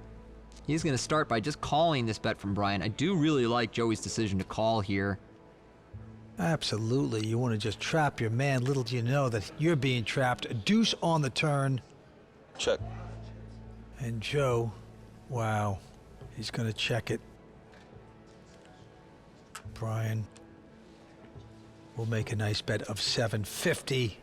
Well, I'd like to be more articulate here, Vince, but really Joey is just screwed. I mean, there's just no way you prevent losing all of your chips here. He's just calling, trying to trap. 3 on the river, not going to change anything. Set over set. Joey thinks he's trapping. And I love the way that Joey has played this hand. 99% of the time, he's getting maximum value out of his opponent with his set via this slow play. Instead, he's about to lose it all. Yeah, bet at 2.2. Now Joey, of course, Joe Poker, I should say, he has him covered. Showing a little uncertainty in his face. Oh no, I'm facing a third barrel. I'm not really sure what to do here. I'm gonna have to think this one over. Oh, maybe I'll even use one of my time bank chips on the action clock as it ticks down. Yes, we know that move. That's a shrewd move made by a lot of pros. Oh, I'm gonna need way more time on this one. I'm not sure I want to put a bunch of money in with a set on a dry board. That's why you gotta love poker. All in. There you go. Call. Insta call, and look at this. Joe's gonna turn him up like he has the winner. That hurts. And you see him put his hands up like, well, what can I do? Nothing, really. You get a run out like that with set under set, you're going to double up your opponent. So, unfortunately for Joey, he built himself up to the chip leader at this final table, but suffers a huge setback there. Well, there's Brian Hastings' fiancée Sonia enjoying the moment. Brian Hastings taking over the chip. He came into the final table as the chip leader, took his hits. The stack went way down, but now it's turning around for him. He's going to raise this time with an ace-deuce to 300,000. Perhaps a chance for Joey to get some chips back. They call him Joe Poker. And right now they're calling him Joe Pissed Off. Yeah. Looks like he has enough chips left to make a 3-bet here without going all in. Well, he's got a big hand, so he gets some of that anger out by re-raising with the quality hand. Yep, he makes it 785 total. 785. You could boil a pot of coffee on his head right now. Scott's going out. Joey going with the small re-raise, hoping that will induce Brian to move in over the top. But he started this hand with about 20 blinds. Brian elects to get away instead. There's Joe's parents in the audience. Mom, Lisa, Dad, Joe. It's his dad's birthday, by the way. And we move on. Quick fold by Faraz, and now Joey with Queen 9. We'll make it 280 to go. Scott goes out. And the local Brian Hastings with Ace-7. He's going to make this call from the big blind against our short stack Joey. All right, Queen 9 versus Ace-7. Aces and 7s for Hastings. He's on fire. If Joey were deeper, I'd expect Brian to play this cautiously. However, Joey only started this hand with a little over 20 blinds, so I think Brian will either move in over this bet or check raise him big. Well, Joey's bet 250 on the continuation. Looks like Brian's getting out the raising chips. Yeah, total of 850. Gonna chase Joey away. Not much Joey can do there. Takes one stab at winning the pot. Brian comes over the top and a quick fold. Scott with King 7 of hearts. He's getting out raising chips. Makes it 240 to go. Into Brian, who has a 9-6 of clubs. Oh, wow. The 18 million is going to change things. He's going to make a big raise with that junk hand. Sure. Brian's hand is a little too weak to call here out of the small blind, but it can connect on a flop pretty well. So he decides to come over the top of Scott, especially while Joey is very short and Scott does not want to risk elimination. 2.6. Scott, of course, says, yeah, I know what you're thinking, and now it's 2.6 million to go, Brian. He chose a great hand to do it with. King 7 suited has a blocker to strong hands, but isn't good enough to call. Yeah, just a great read by Scott. Right back over the top. Scott, one of the best players in modern online poker, showing that he's got what it takes to win in the live arena as well. He's made 2 final tables at the World Series before, but this is his first WPT final table. All right, four-handed poker. Blinds to 61-20, action on Scott. He's in second chip position. He's going to fold, and now Brian with an ace-queen. It's a lot better than the 9-6. And he will raise it to 280. Joey here has an 8-7 suited in the big blind. Some players like to move all in when they're around 20 blinds with these suited connectors, as they do fare well when they see 5 cards. Calling, of course, also a very strong choice. Joey wants to see a flop. Oh, and the flop is beautiful for Joey. Jack 8-7, 2-pair. Great flop for Joey, but also so coordinated that Brian likely to check back here and not put a lot of money in without improving. Oh, that's a way to improve. Ace for Brian. He probably thinks he's in front now, and Joe's going to check into him. You see, Joey knows that that is a card that he should be checking a very high percentage of the time, so he does it with his strong hands and his weak hands. Hastings going to bite 375. Joey would like to get some revenge off of Brian. All in. He's going to push it right now, all in. Joey is too short for any other option here, so he rips it in, tries to get value and protect his 2-pair at the same time, and he's pleased that Brian did not instant call him. He knows that he has the best hand now. Brian with a very tough decision holding top pair in the queen kicker. The clock is ticking down, and he wants more time. Brian considering whether he can have the best hand here often enough to make this call, getting about 2-1 on his money. It's $2 million total. He knows that he's in the lead some of the time, but that other times he can be drawing dead against a flush, and he does call. Yeah, he's going to make the call. He's behind, but has a lot of outs. Spades, 2-pair. Brian has ace-queen, the ace of clubs, queen of spades. One bad card for Joe. He'll be gone. Brian looking for an ace, jack, or queen. Otherwise, Joey Couden will double up and get back in the mix. Can Joe stick around? Yes, a deuce of diamonds on the river, so Joey will double up. Okay, so Joey Couden gaining a little momentum here. He's getting out, raising chips, it appears. Yes, he will make it 260 to go with that hand. Joe Poker goes out, Scott as well, and now Brian Hastings with an ace-4.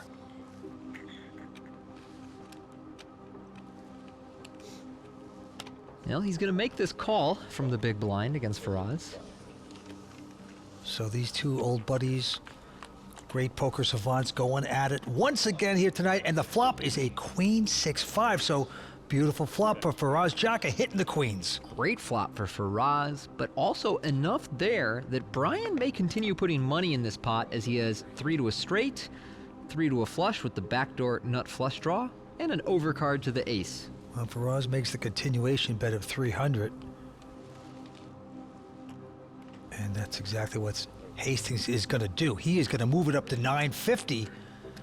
Saying, I don't necessarily believe you have a queen, and I'm going to try to take the pot right now with my silly ace high.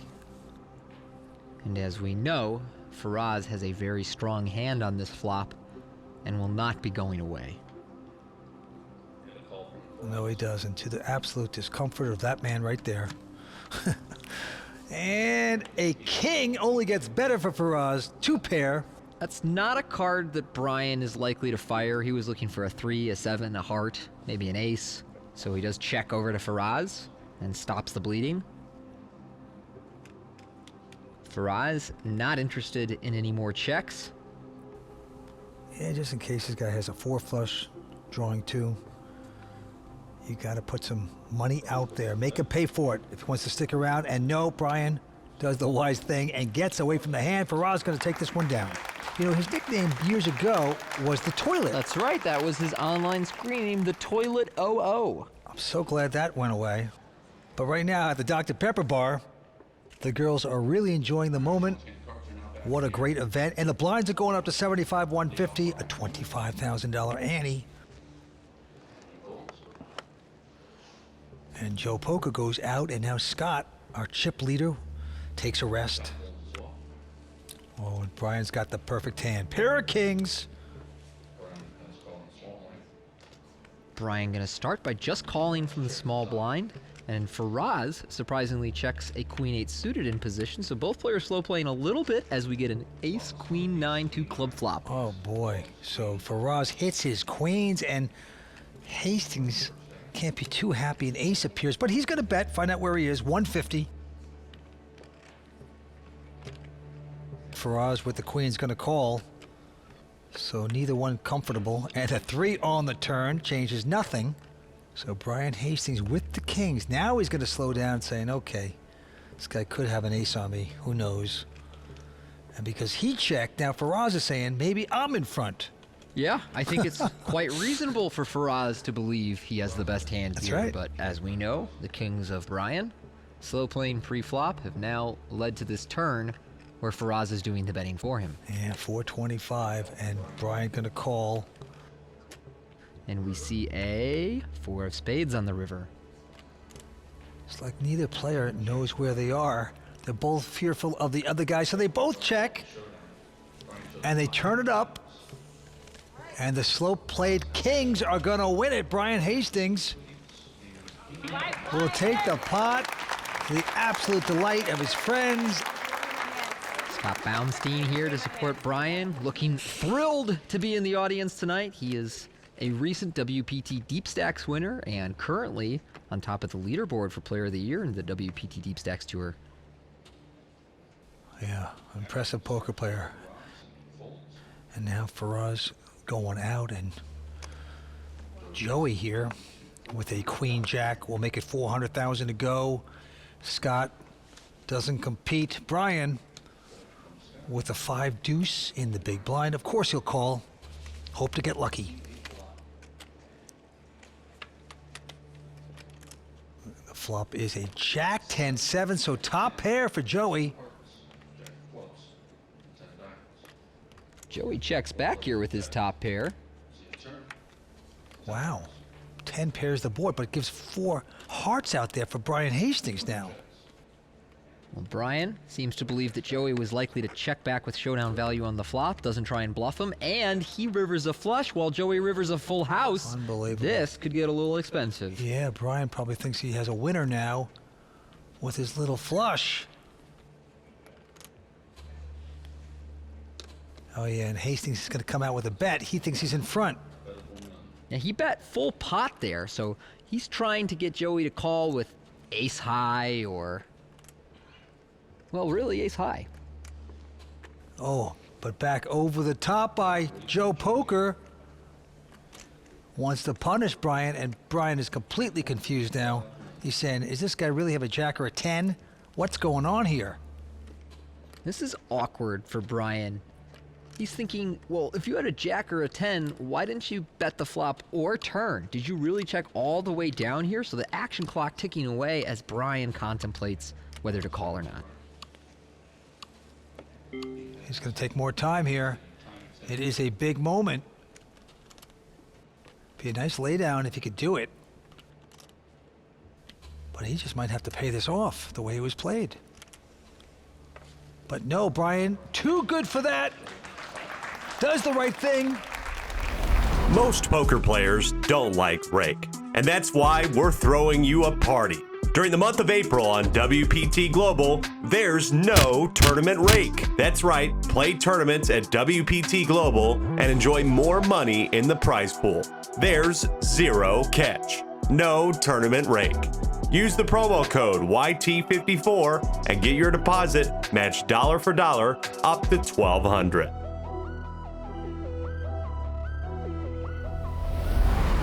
Faraz Jaka,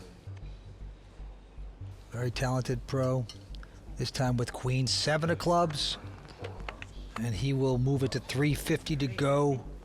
Joe Poker goes out, and now Scott with a decent ace-jack. Scott has mixed up his approach in these situations between calling and 3-betting, but so long as he's the chip leader, it looks like he's going to lean towards the more aggressive option as he makes it $1.2 million. Brian Hastings has to go out, and Faraz believes him as well. So the chip leader going to take that one. Scott, one of the best players in the modern online tournament scene, which has become incredibly competitive over the years. now showing that his abilities translate to the live felt. Onward we go, and Brian with King 10 of hearts has raised to 350.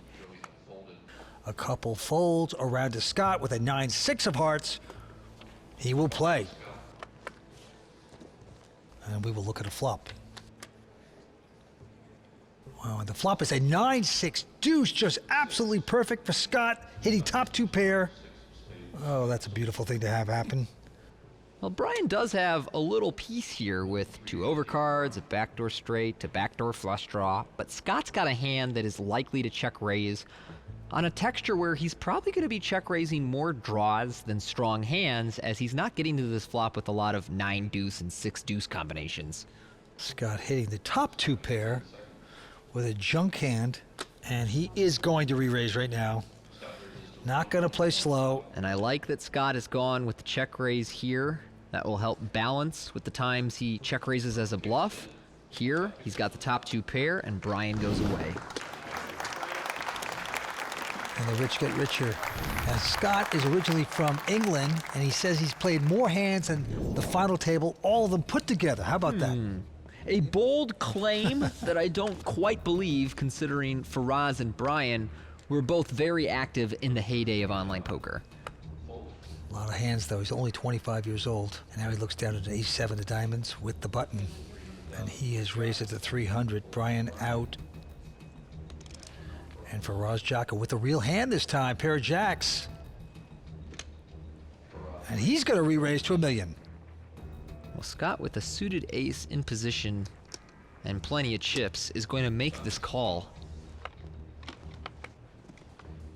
This could be a big pot. Pair of jacks. Let's see what happens. Another jack on the flop. Jack 7-3. 3 of a kind for Faraz. And a dangerous flop for Scott, as he has second pair and the backdoor nut flush draw on a texture where he knows his opponent is going to follow through with a continuation bet at a very high frequency. That is so true. And Faraz will do that. He bets 850, but with a huge hand, as we know. And Scott with second pair will make this call. We go in deeper. Turn card is a king of diamonds. Wow, now it gives a 4 flush to Scott on top of his 7s. But he's well behind with the 3 of a kind by Faraz. And Faraz not slowing down. Gonna cut out a bet of... Oh, it's all going in. The plaques, the chips. It's 1.6. Scott's getting about 3.5 to 1 to make this call. I expect Scott to see a river. Not only does he have a draw to the nuts, but every now and then he has the best hand against something like ace-queen or ace-10 that's double-barreling. Tough to get away from this. You want to see if a diamond appears. So he is making this call. We are going to the river. Can the chip leader hit his diamond and crush Faraz? No, it's another king. So just jacks full for Faraz. All in. And he's going to go all in. Scott is just saying, I didn't get there. I got my measly 7s, but is it possible this guy could be bluffing all the way like this? Should I put the extra money in? Yeah, and there's not that many hands that Faraz is going to run this triple barrel bluff with, and some of the combinations he's likely to do it with are stuff like ace-10, ace-queen of diamonds, ace-5 of diamonds. So with Scott holding the ace of diamonds, he actually blocks a lot of the potential bluffs that Faraz could have. But he's going to take extra time. He might just want to make the hero call here. We've seen that before. So Scott goes away. Finally does the right thing, and Faraz Jaka picking up a big one against the chip leader. Can't say I was rooting for you. A couple folds, and it's around to Scott, who's got a king 3 of spades. Scott in the small blind here, facing off against Brian in the big, starts by calling. Brian looks down at 10-8 suited and says, let's pump this up to 500,000. Scott will not be folding a suited king blind versus blind. No, he has got to call that. He wants to see the flop. And here we go, 10-8 versus King 3, and the flop will be Jack 4 deuce. Helps neither player. Yeah, you're right. Not much for either player here, so you give the advantage to the player in position, who is the pre-flop aggressor. So the bet of 400,000 from Brian takes that down. Scott folds what's technically the best hand, but not good enough to continue. You know, we went back a few years ago. Brian Hastings, who's never made a final table on the World Poker Tour, but he was one of the players to watch. Yes. He's really well liked on the circuit and considered a great player. Scott will go away. Brian finds himself with pocket sevens facing a raise from Joey Couden. You start with like 5, 6? Like 6.2, I think. Okay. Does Brian want to call or 3-bet here? Yeah, two great starting hands. And he is going to raise it with the sevens. Makes it 1.3 total. Back on Joe Poker. All in. And Joe Poker is going to push it all in with the ace-king. Good call. And that's got to be called. Okay, Vince, it is a classic coin flip to see who becomes our chip leader. Joey Couden was down to 2 million in chips after that set under set cooler versus Brian Hastings, now with an opportunity to make himself the chip leader of this final table. Family and friends in the audience. Now he has to get lucky to stick around. Oh, you can see he wants it. It's coming out in his body language. The typically stoic Joey Couden really wants to see an ace or king, or how about both? Oh, man. Ace, king, jack on the flop. He gets aces and kings. Hastings, hugely disappointed. Kind of close. Oh, man. Well, it's Joey Cowden's dad's birthday, and there's a present on the turn for him. Lock this one up for Couden. Yeah, wow, a 7 on the river. Irrelevant. Rub some salt in Brian's wound. Brian Hastings, sitting on the short stack. He was recently our chip leader, but he lost a very big flip to Joey Couden. That is right, Brian Hastings, very famous young professional player with Queen Jack, has raised it to 350. Faraz goes out, and now Joey with a Queen 10. 4.5, yeah. Started with like 5, a little over 5. Well, there's a sign of a table full of professionals. Everyone knows exactly how much they're playing all of the time. So Joey makes this call. Go into the flop, dominated by Brian's Queen Jack, and unfortunately for Joey, he hits a hand that is going to cost him some money if he can't find a 10. Wow, Queen 6-3. They both have queens, but Hastings, of course, with the better kicker, and he'll bet 300. Joe Poker makes the quick call, perhaps thinking he's in front. And we are going to the turn. It's an 8 of hearts, doesn't change anything.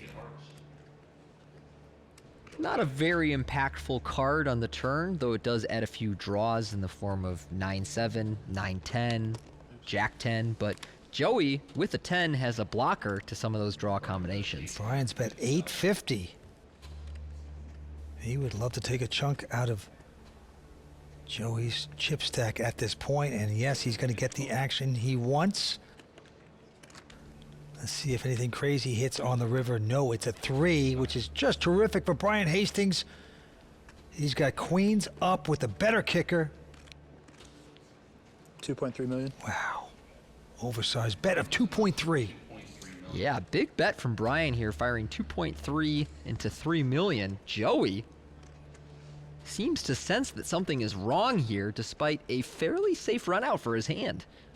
Nice 1.5, 1.6. Probably be called pretty quickly, but now the action clock is ticking down. I think Hastings wanted the oversized bet to make it look like a potential bluff. You can't think that this man can lay this hand down, but he's going to do it. It's just a beautiful laydown. Wow, tremendous fold from Joey. He has played such a disciplined game at this final table. Now the deck keeps trying to cooler him, and he keeps sneaking his way out. Yeah, he is playing quite well here tonight. That took a few chips out of him, though. And now action's on Scott. He won't play. Hastings this time with a king 10.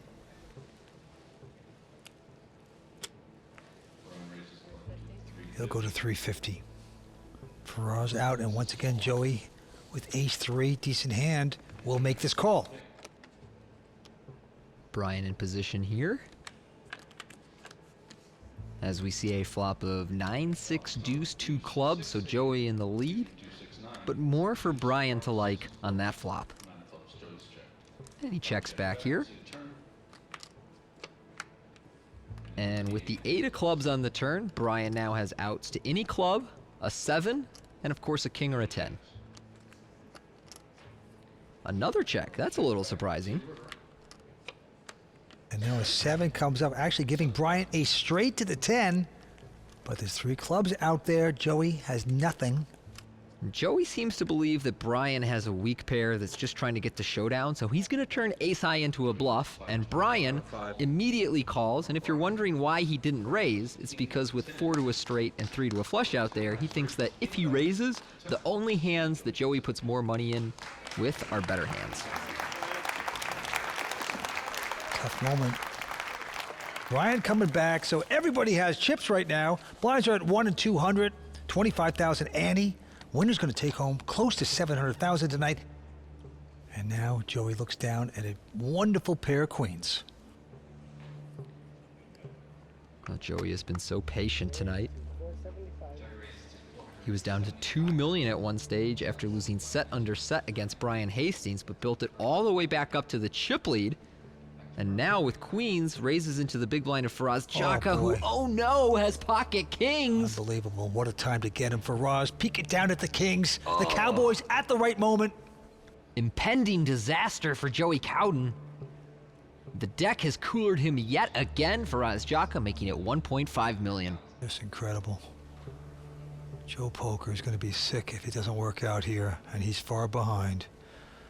And he's thinking about those words, I guess. All in? That's what they are, all in. Ugh.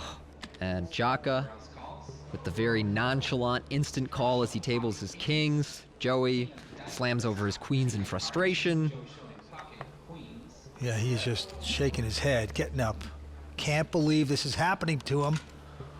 Very tough to have in a four-handed poker game, those 2 quality hands. And to be on the wrong side of it really hurts. Wow. Now, we're about to ruin his dad's birthday here if he can't find a queen. Let's see what happens on the flop. No, it's at 7-6-4. Does not help Joe Poker. Couple of spades there will give Joey a glimmer of hope. That's true. To the turn, not a queen, it's an ace. Where's she at? She's down to 2 queens for outs. That's it. Otherwise, he'll be our 4th place finisher here tonight. Yeah, that's right. Where are all them royal girls at? Going to the river. Can he get lucky? No, it's a 3 of diamonds. Well, we are going to lose Joey Couden in 4th place. Played an excellent final table and at one stage held the chip lead, but this cooler set him back.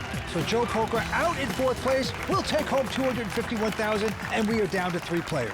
Well, it's a great event we're seeing here tonight. 3 players remain. Faraz Jaka, who was on the short stack, and now he's the chip leader with 50% of the chips. You know, he's made the final table here on the World Poker Tour 5 times. Yeah, it's not going to be easy for Faraz tonight. Brian Hastings is one of the best live tournament players. He's won several bracelets, but has yet to earn his first WPT title. And Scott Margereson, who's second in chips, is one of the best online players in the game and is proving to be a very formidable live competitor as well. So Faraz out in front right now, but don't count it yet. Thanks, guys. Tonight's first place prize is close to $700,000. Our champion will also take home the impressive Hublot Big Bang steel watch, plus have their name added to the WPT Champions Cup. Now, it looks like the final table is back in play, so let's get down to the felt. Thank you, Lynn. Let's have a look at our Zynga Poker leaderboard. Faraz Jaka, now your chip leader, above 20 million. Scott Margereson in second at 10.5, and Brian Hastings in third at 8.4 million. In the antes are 25,000. The blinds are 100, 200. Here we go. 3 tough pros going at it here. Action on Brian Hastings, the local here in Fort Lauderdale. He's got ace 7. He'll make it 450 to go. Our chip leader Faraz Jaka going out. And now Scott, online wizard in the poker world, is going to make this call. He's never cashed in a World Poker Tour event.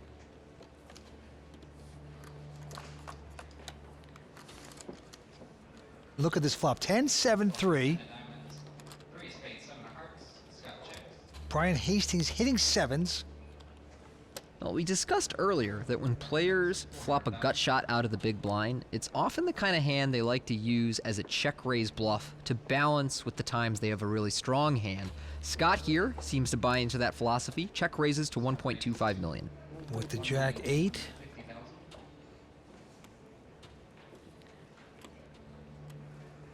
Brian here with second pair and the ace kicker makes the call. Let's see if something crazy happens for Scott. No, it's a 4 of spades, so Brian's still in front with the sevens.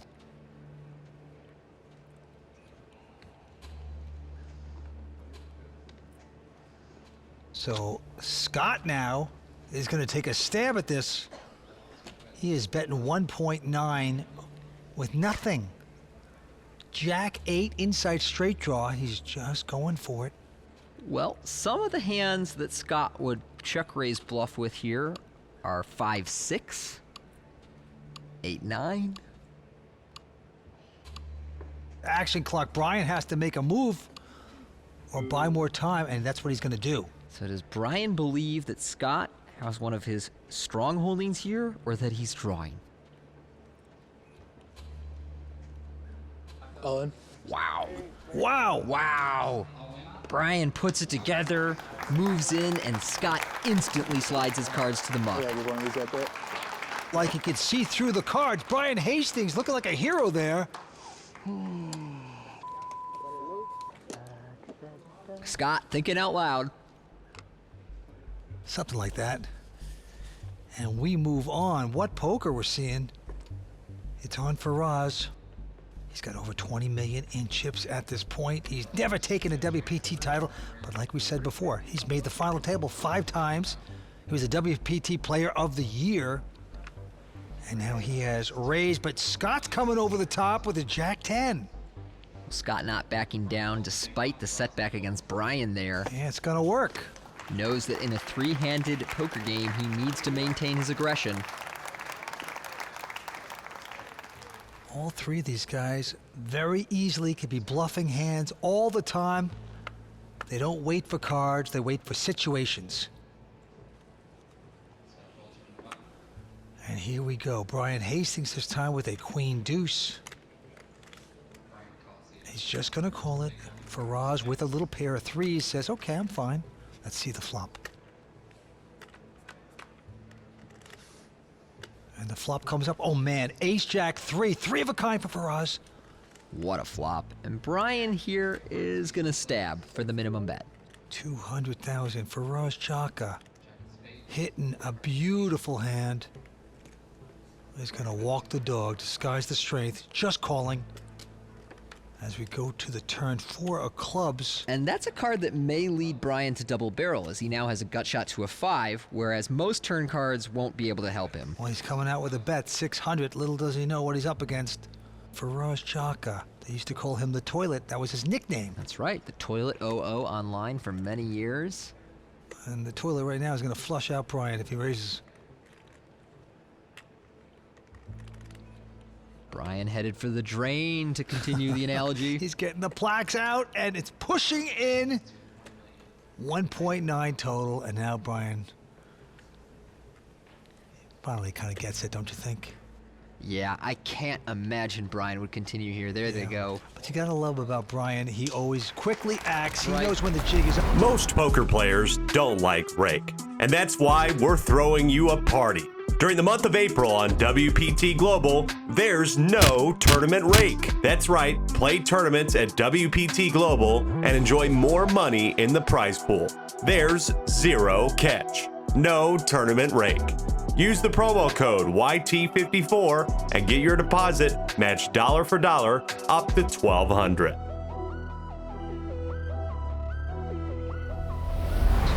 Really intelligent poker. Faraz now with queen jack in the small blind.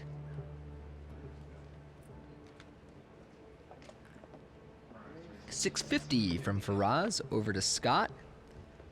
He's got a king eight of diamonds. And we'll make the call in position.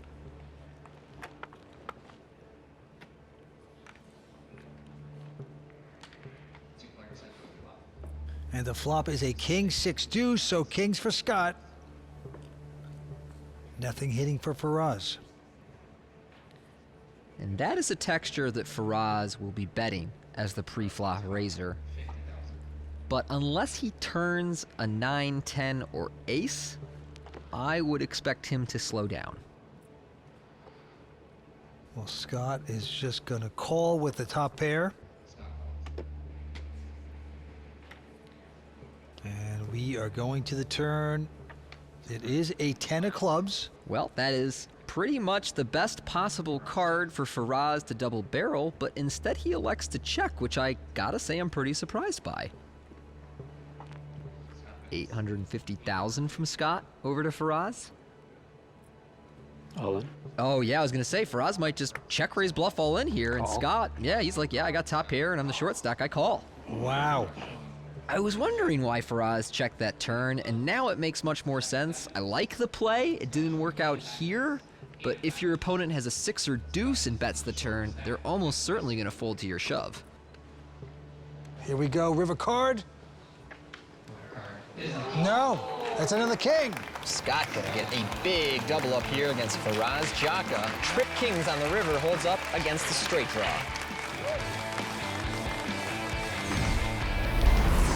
An incredible turnout here at the Seminole Hard Rock is now down to 3 players with Faraz Jaka out in front, Scott and Brian tied for second place. Yeah, first place going to take home close to $700,000. Third place, $336. Not chump change. Let's go to the felt. Scott now with Jack 7, makes it $400,000 to go. Brian goes out, and Faraz is going to squeeze Jack 7. And he will make this call. Both playing the same hand. We see a flop of ace 5-3. Nothing for either player, and so you give the advantage to the pre-flop aggressor, Scott. And he will chuck in a bet of 300. It's gonna work. So Scott Margereson, originally out of England, now plays online poker in Mexico. Looking good here tonight. Brian just calling with his jack deuce. And Faraz checks, so we're gonna see a flop. He's got king 4. And the flop is a jack 9-5. Brian checks top pair over to Faraz, who checks behind and turns a top pair of his own. So now Faraz with the lead. Brian done checking, bets $250,000 with what's now second pair. Faraz, happy to continue with his king, makes this call. And the river card is a 10. Okay, 4 to a straight, 3 to a flush out. Brian checks. Does Faraz want to go for thin value? Does he believe he can get called by worse? He seems to think so. And he's going to bet big here. It's a pot of $1 million and he bets $850,000. What a tremendous bet from Faraz. Let's see if he can get paid. Faraz with top pair, but any queen beats you. And there it is. Brian's going to pay him off. I don't think he'd do that. Neither did I, Brian, so credit to Faraz for making a very thin value bet and getting the most out of his pair kings. Yeah, that's the sign of a great player. You really feel good when you make that kind of move. Get that extra value, extra money. But it's awful when the guy comes back over the top and makes you fold. And then shows the bluff against you. Yeah, and then you're like, why did I even bet? Yeah. And we move on. And right now, Faraz has raised it up to 450. Scott out, Brian with ace-5 is making this call. Ace-5 versus queen 7. Flop is an ace-jack 6, so aces for Hastings. And he he's checked. And he's got the backdoor nut flush draw to go along with top pair. Yeah, Faraz bets 475. Brian with the top pair. Smooth calls. Going to the turn. It is a 10. Well, that is a card that may lead to Faraz firing a double barrel here, as he now has a gut shot to the king. Most turns would not give him more equity in this hand. That's a pretty good one for him. Wow. The chip leader is going to bet close to 1.4 million in chips. Brian, undeterred, makes the call. Yeah, with his aces. And the river card coming up. Oh, it's a nice 5 that gives aces and 5s to Brian, and he's going to check and try to trap more, but no, Faraz doesn't go for it. So Brian Hastings outsmarting Faraz right there. 3 players remain at the Seminole Hard Rock Poker Showdown. Very interesting poker here tonight. Winner's going to take home close to 700,000. And right now, Faraz Jaka going to move it up to 450 to go. Brian's going to call with a 10-6. So 2 awful hands. Trying to be something. And a Jack 5-4 flops. So Faraz getting a piece of that. He gets the 5s. They go check, check. 8 on the turn. Both players pick up a gut shot here, needing each other's outs. Brian taking a stab here. $500,000. Faraz makes the call.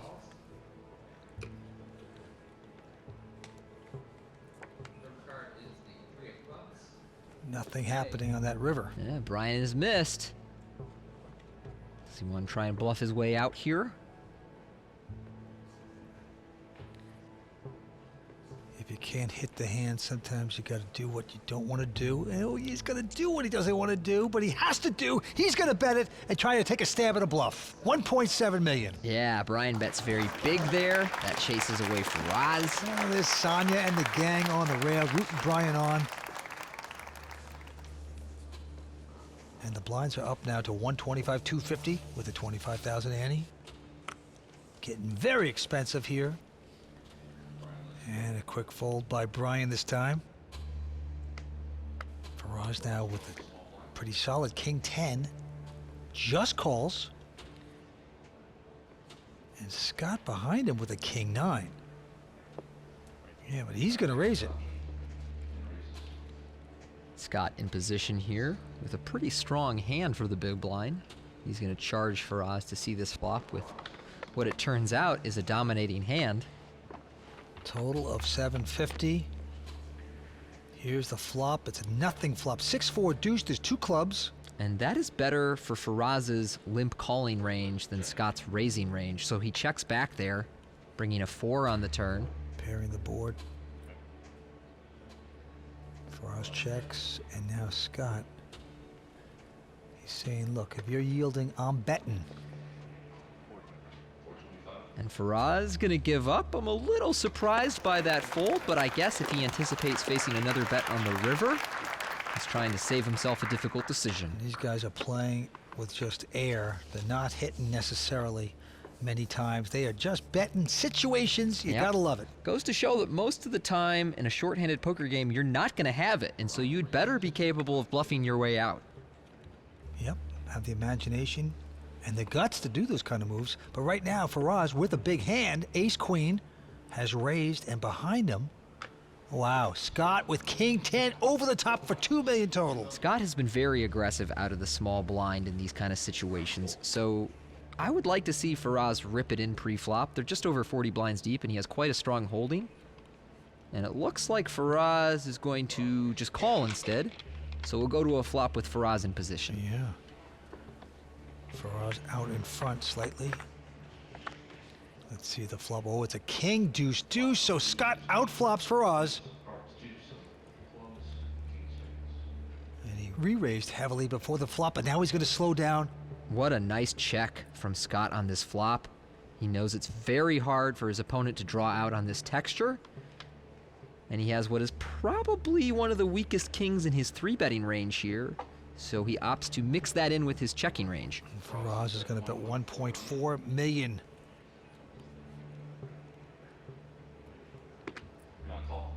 Scott okie doking a big call. Going to the turn. It just gets better and better as a king hits. He has kings full, and he's going to check again. He's digging the hole. Put the branches of the twigs over it, waiting for the sucker to fall in, but not Faraz this time. Going to the river. Faraz, a little too crafty to step on all those suspicious-looking twigs. But Scott's going to try it again. Yeah, at this point he said, I have a hand with medium showdown value, so he continues that story and checks to Faraz on the river, hoping he'll bluff. Faraz likely realizes that Scott has too much showdown value to fold, and so he checks it back. Yes, he's slowed down, doesn't lose any more, but that is a huge hand for Scott. That is going to put him well out in front as the chip leader now, trying to separate himself from the pack. Brian Hastings now on the button has a 10-5 of hearts. Okay, blinds a 125, 250, and a raise by Hastings. Faraz has folded, and now Scott with the pair of fives. What do you have now? I think like 12-5. Scott out in front with about 17 million. Just going to call this. 10-5 versus 5-5, and the flop is an ace, queen, 9. Well, that is not the flop that either player was looking for. Brian might continuation bet in position here. He really just has no hand. Not much of a way to turn outs besides maybe like a jack or a king to give him a straight draw. And this may work, as Scott's fives are not loving this flop, so he'll go away, and the bet from Brian works out. Just goes to show you, you take a chance, close your eyes, and then win the pot with 10 high. Just nicely done. Back on Brian. He's got an 8-7. He's got the button. And he's got the chips out. Makes it 600 total. Faraz with a queen jack here in one of those situations that you can mix up your calling with your 3-betting. He wants to make it 2 million. Yep, there's no safe haven here, and everyone has to lay down the hand. Faraz Jaka picking that one up with his queen high. Faraz Jaka 5 times at a WPT final table, but yet to take a title down. Although he's been a WPT Player of the Year, without winning one, that's how good he is. And now Scott with a king 8 of clubs is going to make it 500,000 to go. Brian this time with an attractive ace jack.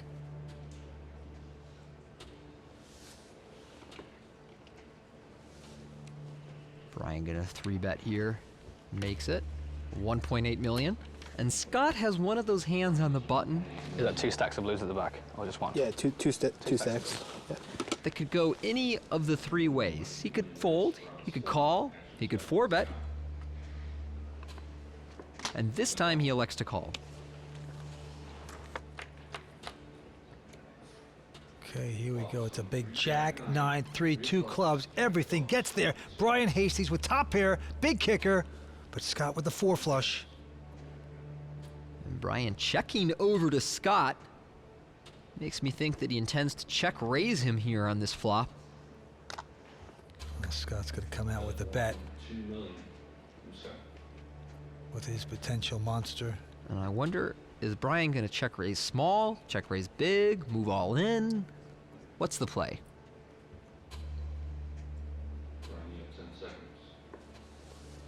3.8. He's going with a big check raise that is not quite all in. Makes it 3.8 million. Yeah, he's going to put the pressure back on Scott.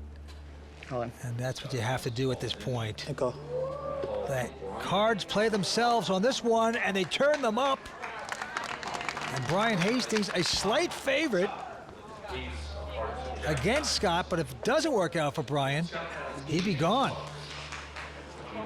Brian was once a commanding chip leader of this final table, entered the final table with the chip lead, now at risk of going out third if Scott finds a club or a king. Here we go. It's not a club, it's a 3. So Brian Hastings dodging 1 card. He'll become a big chip leader if he should dodge a king or a club on the river. Let's see if he can get it, Vince. Here we go. Oh, no! The 7 of clubs! And just like that, we lose Brian Hastings in 3rd place. Great run here at the Seminole Hard Rock. It does come to a close, a little short of a title. Stunning last card. Brian Hastings out of here. He'll take home $336,000. The local has to say goodnight. Let's see what he has to say. The whole time it was kind of anybody's game, so no regrets. Definitely stings missing out, but I'll be back.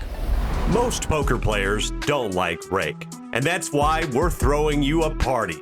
During the month of April on WPT Global, there's no tournament rake. That's right, play tournaments at WPT Global and enjoy more money in the prize pool. There's zero catch, no tournament rake. Use the promo code YT54 and get your deposit matched dollar for dollar up to $1,200. All right, this is what we've been waiting for, the heads-up battle for the championship. Here we go, action on Faraz Jaka. Ooh, seductive 9-8 of spades, gotta love that. And he's gonna make it 600,000 to go. But Scott, with a queen jack of spades.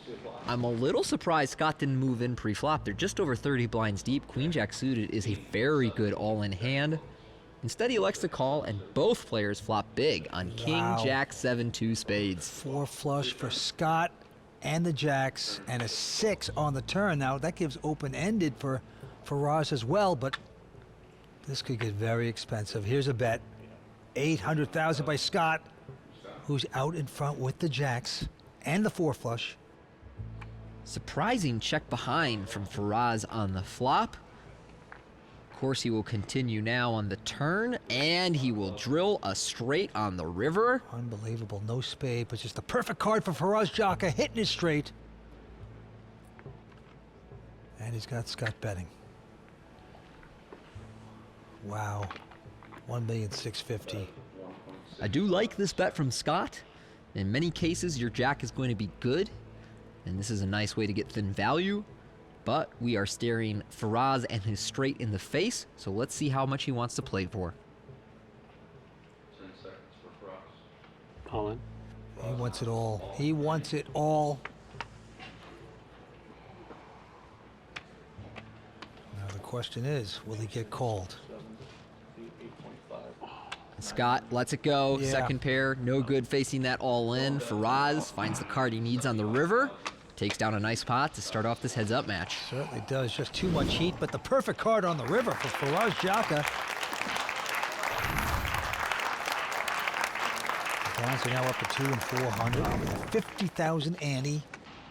Winner's going to take home close to 700,000 here tonight. Scott is just calling with his 5-4.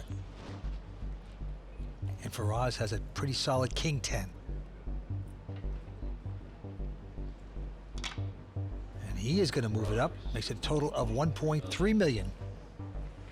And Scott has to say goodbye.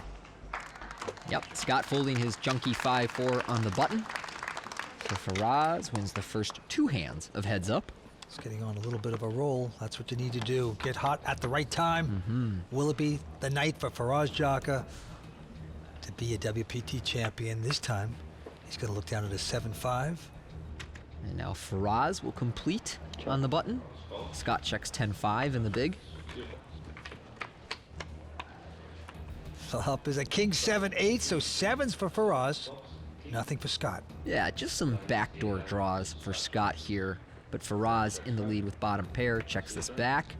Turn is a 9. So Scott open-ended to the 10.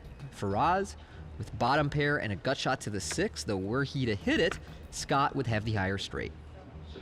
Scott betting 650,000 into Faraz, who will make this call. Down to the river we go. It's an ace. Doesn't change anything. Well, Scott can only win by betting now. And so if he chooses to bet, the real decision is about sizing. 3 million. And he's going way over pot. He's betting 3 million. Now, I will say, Vince, that when you go that big over pot, it tends to polarize your range towards very strong and very weak hands. So Faraz here with bottom pair is actually considering this. He's saying, well, if you have a really strong hand, how many combinations can you really have here? There's flushes and maybe a Jack 10 or a 5-6 or something. But I don't think you're just betting 1.5x pot with a bare ace. Faraz would be a hero if he should do it. Oh, wow. He's going for the hero here, and he's going to love himself. My goodness. Just makes a tremendous call. Scott's eyes just hit the ceiling. That's just beautiful. That is a great, great call. Plays mostly online. Only played this tournament the last minute because his buddy said, you got to play it. Give it a shot. And here he is with an opportunity to take home the title. Well, same thing happened to Art Papazian earlier this season, and he ended up winning the Legends of Poker. Tell you what, Vince, next time I'm thinking about playing a poker tournament, I'm going to refuse until my friends convince me. That's nice. The flop's at ace 7-6. Now they both have sixes here on this flop. Both of them with a backdoor straight draw. Scott's comes with a backdoor flush draw. Deuce of hearts on the turn. So Scott with the better kicker here.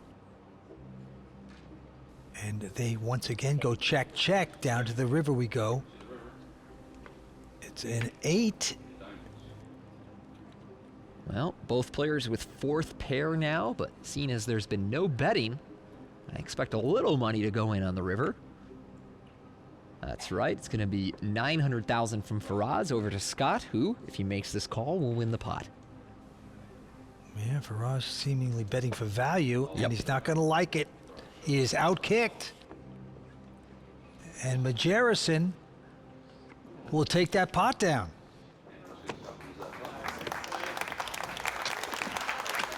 Okay, and now the antes are 100,000, and the blinds are 3 and 600,000. They're really getting up there now, Vince. Faraz has 18 million, but that's only good for 30 blinds at these stakes. All right, it's on Faraz. He is going to just call with an 8-6. And Scott has a queen 6, says, let's go. And here's the flop. It's a 6-4-4. So they both catch sixes again. Scott with the superior kicker, Faraz with the backdoor straight draw. But Faraz is going to bet at 600.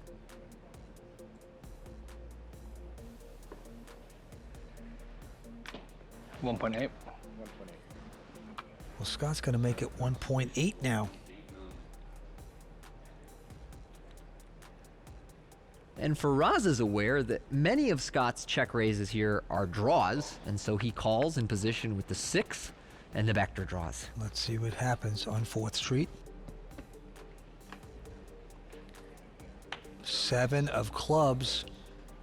Well, that card actually pairs a number of the draws that Scott could potentially be check raising with. And so he checks over to Faraz, who checks behind.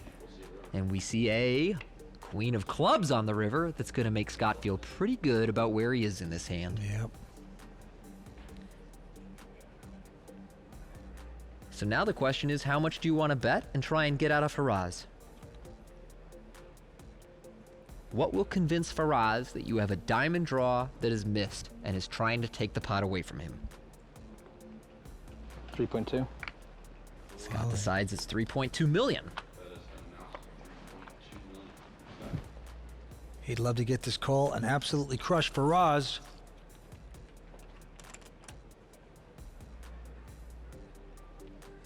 Well, Faraz got sticky with bottom pair earlier in this heads-up match on the river. Is he going to get sticky again and end up paying off Scott?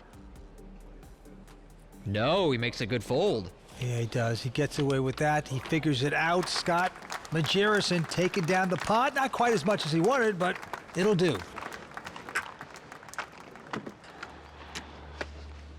Blinds and antes are so big now that you have to include a plaque in your big blind. That is pretty big. Okay, Scott this time with a queen jack. All in. And he is just going to say all in. Yeah, he just rips it in for Faraz's 25 blinds. Faraz says, I got ace-8 suited. That's a clear call. It's about time we're getting all in. It's about time we're getting all in. Good luck. Yeah, Faraz Jaka out in front with his ace-8 of clubs to turn this thing around. Do you putt just a little bit, hope you lose? To hope I lose? Come on. Yeah. Gotta be something wrong with me. No, obviously. Scott 5 cards away from this championship. Faraz wants to double up. What's going to happen? Now, one of these guys is going to be a first-time WPT champion, and 2 pair on the flop for Scott. Unbelievable. Faraz now drawing to a 10, running clubs or running 2 pair. Otherwise, Scott is your champion in his first ever WPT cash. 2 cards away from the championship, and it's going to work out there. 7 of hearts. Okay, now only a 10 would rob Scott of this pot and his first live title. That's right, the 4-outer. It's an ace, and that's not going to do it for Faraz. He'll make top pair, but Scott's 2 pair are going to hold up, and he is your champion at the Seminole Hard Rock Poker Showdown. Yeah, great effort by Scott Margereson, taking down Faraz Jaka. Wow. You know, obviously disappointed not get the win, but at the same time, you know, I came in 6th. I was super short on day 4 as well, so, you know, super happy with the score.